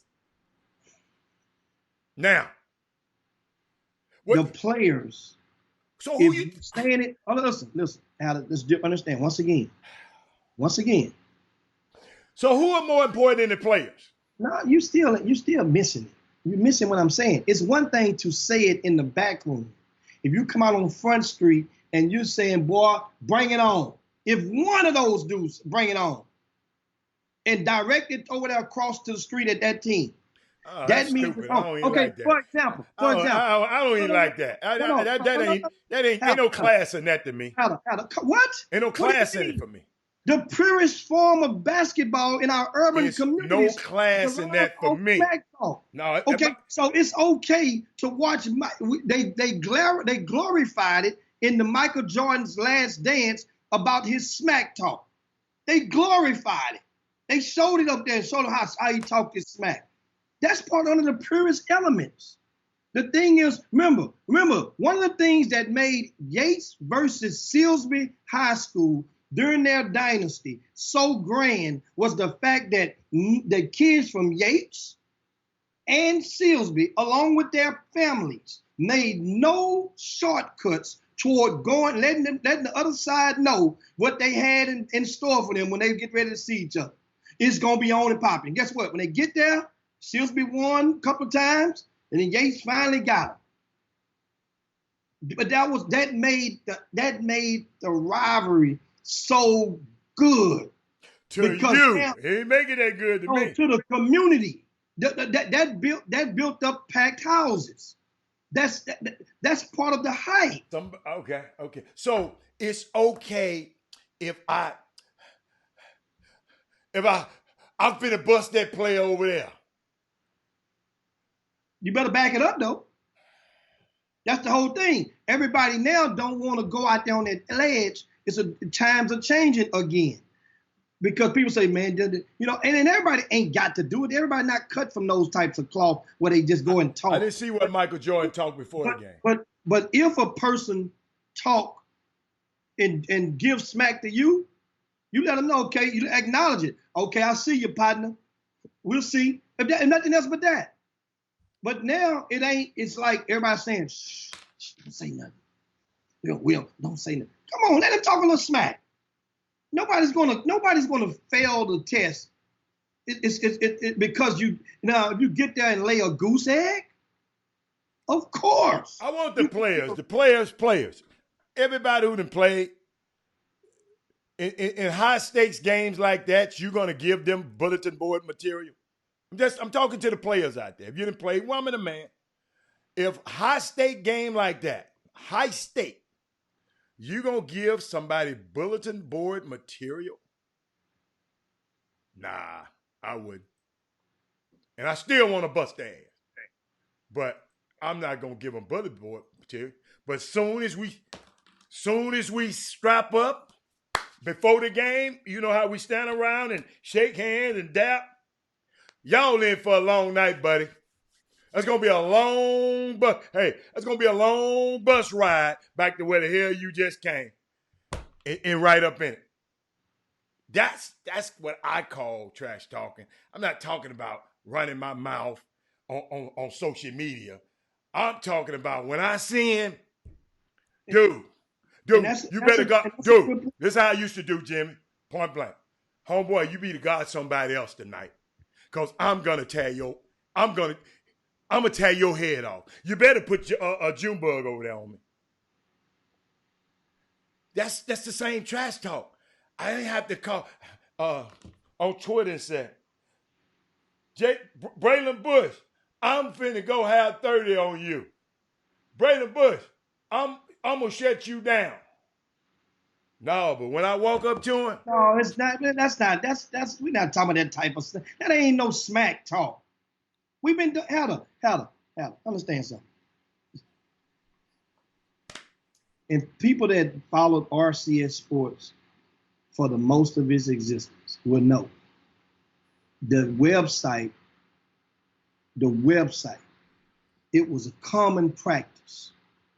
When people got ready for Rucker on Wood, that was one of the elements of the Rucker on Wood Open Gym, Robert Allen, was that kids would say, okay, I see you got so-and-so ain't ranked. nothing at stake at the Rucker on the Wood. No. This was personal bragging rights. Okay. Yes, it was. And that means a lot to a lot of people. It used to. It used to mean a whole lot to a lot of guys. You got this dude ranked ahead of me. Boy, I can't wait to get ahead of him. And those quotes, it was years where I would actually quote the kids and then quote another kid replying. And everybody received it so well, and the kids would get it on and get it out, and everybody would move on to the next. That made it grand, because the people would go, for example, Lamarck High School. The young man Jordan Ivory Curry went on social media and talked his smack about Yates High School, what he was gonna do. Well, guess what? Lamarck High School, and it's a gutsy attempt,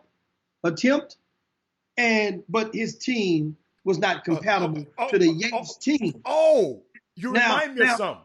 Now, what it did was, he came up and he didn't lay a goose egg. His team got cooked by 50, but he didn't lay a goose egg.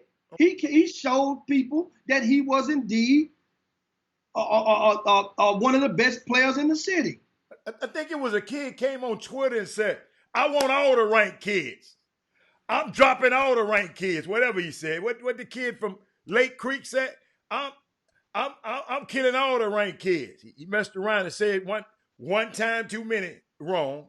And he didn't lay a goose egg. His team got smacked. The little kid, Pierce Spencer, he didn't lay a goose egg. He showed people that he was worthy of a scholarship offer to Nicholls State. During that game. He did. And it's kind of like that's what a person, I mean, it's nothing wrong with you helping to try to promote, but you got to live up to it. You can't come lay a goose egg. You can't do like some people in the playoffs, get there and score 4 points against Hightower. And you're supposed to be a top 5 player in the city. Now, the kid didn't talk to smack before then, but his influencer did. That goes with it. He had another kid at Thurgood Marshall High School that guy had influenced. He influenced and wore him out. That kid said, man, I'm going to play for another team. Left him. Because you advertised him to be better. Jimmy, we really are going over time today. But you know what, Jimmy? I meant to share something that happened this morning. They was talking about the top. I hate we late, but y'all can comment on it. We'll leave with this one, Jimmy. They had the top 10 dunks No, the 10 most disrespectful dunks on TV today, Jimmy. The top 10, and I think they kind of messed it up a little bit. And I want y'all to help me out a little bit on this one. And then after that, we'll close the show out. But Jimmy, just check this out, man. Our colleague and friend Adrian Wojnarowski, and Woj, I don't want to throw cold water on anything here because anything that feels positive. That's the wrong one. They messed me up. The jerks. Where my dunks at? Oh, it didn't come on, Jimmy. Don't worry about it. I think I missed out on it. I missed out on my dunks, but I didn't program them. But Jimmy, it was just we'll do it next week. But they had 10 of the most. Vince Carter had a dunk. They had number 10. They had the Michael Jordan dunked on Patrick Ewing in the playoffs. I mean, the first dunk was kind of weak to me. So I really wanted to share that with y'all, and I just didn't load it up, and I thought I did. But what else you got, Jimmy, before we get out of here for this? It's time to land this plane. We're in extreme overtime on the Baby Friday. See. Great convo, good blast to the class, good dialogue with cancer survivor, Coach Craig Morrow of Houston Madison High School. Shout out to Jocks Coach Armont. And I forgot the name of that column, how he brought it back up. He remembered it from the old days. It was called Smack Talk. And that was that column that I would do before a lot of intervals of different games, whether it be Ruck on Jimmy, Wood, whether it be Spring Icebreaker. Some people like Smack Talk before the game. I like to get to the game and talk. Well, I mean, but that helps build it up. That helps lead up into it. Remember, a couple of years ago, Kendrick Davis played against Quentin Grimes. It took a little smack talk to get that thing motivate, get people motivated, to massage the minds to say, well, I got to go and see this. That's part of marketing. That's and so, but anyway, guys, that's a great week of on the Chop Shop. We thank everybody. If you hadn't done so today, share the show. You guys haven't shared the show at all today. What? How you know? I can look and tell. He said I can look and tell. Yeah, and also if you're on the Facebook feed, take out the time during the weekend to go over to our YouTube page and subscribe to it. We want to reach a certain number. We're at the end of the month, and we want to get those subscriptions up. It's free. There's no catch. None of that stuff to it. We don't charge nothing. It's just subscribe. Probably hit the button subscribe, and you're in. And that way now you're all set. If in the event of your Facebook connection not performing well on a certain date, you're easy to switch over. And it just helps the community over there on that side of the fence. And we all one day decide to go over and do a Facebook only broadcast. Now, meanwhile, if you're on the Facebook feed, make sure you like our Chop Shop page. A lot of you guys who are watching haven't liked our page.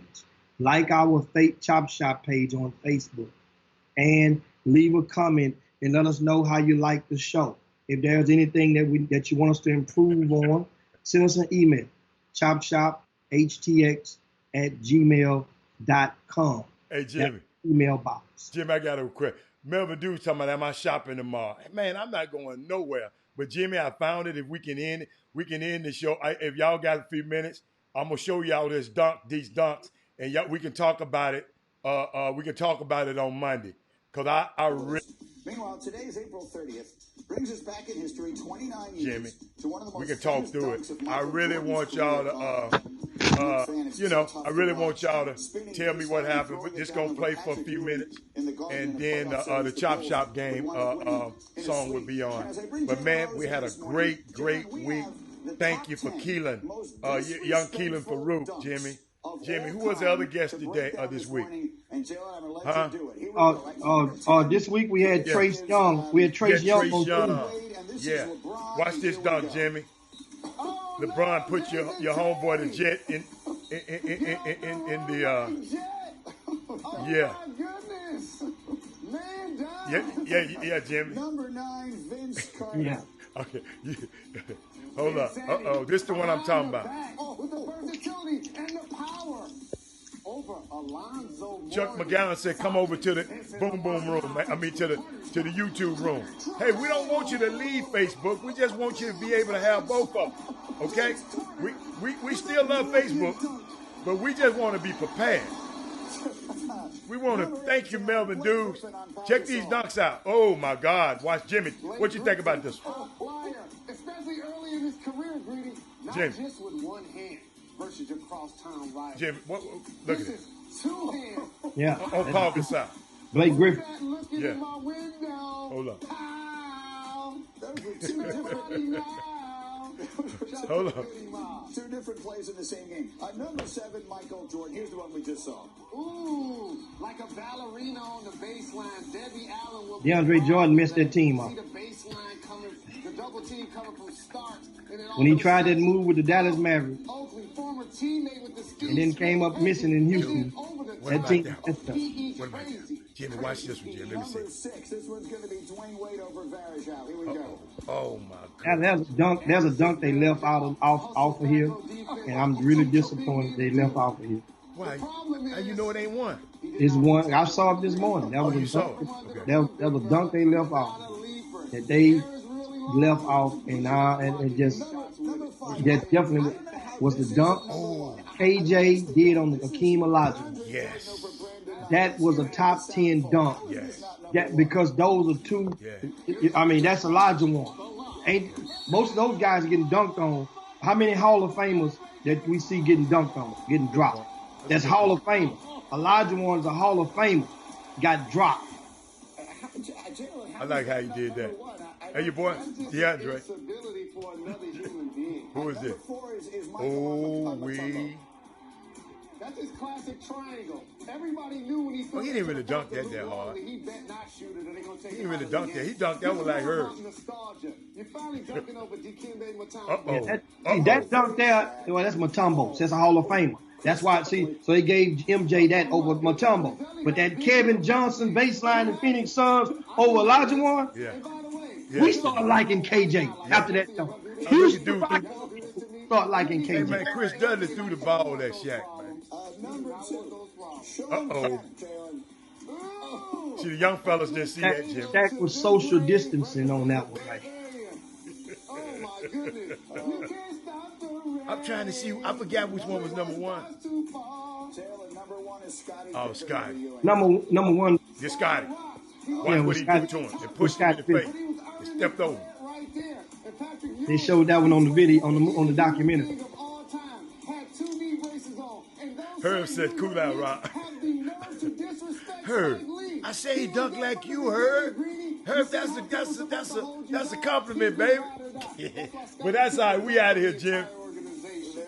Yeah. you good? So Yabba dabba that's do that pretty much thing, it. Jim. It's time to slide on down Dino's back and yabba dabba do this thing. Time for me now to go get it. And shout out to the wife.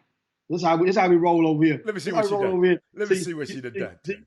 You unmarried. You don't get none of this on a Thursday. This ain't even Wow. Friday yet. What the This hell how we is that? roll. This the how I'm hell? about to roll. What the hell is Shrimp big as your middle finger. that?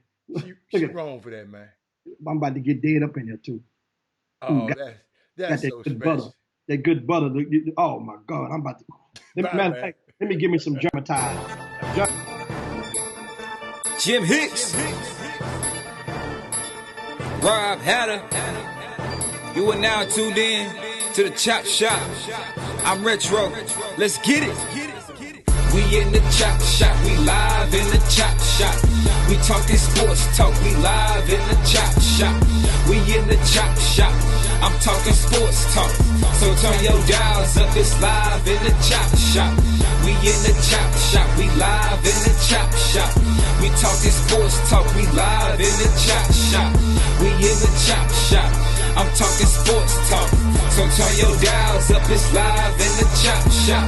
Yeah, it's lit in the Chop Shop. Turn your dials up in the drop top. They ain't based to debate, but they keep it fact straight. Going 30 for 30. Let's do it first take on Facebook. Damn. Baby,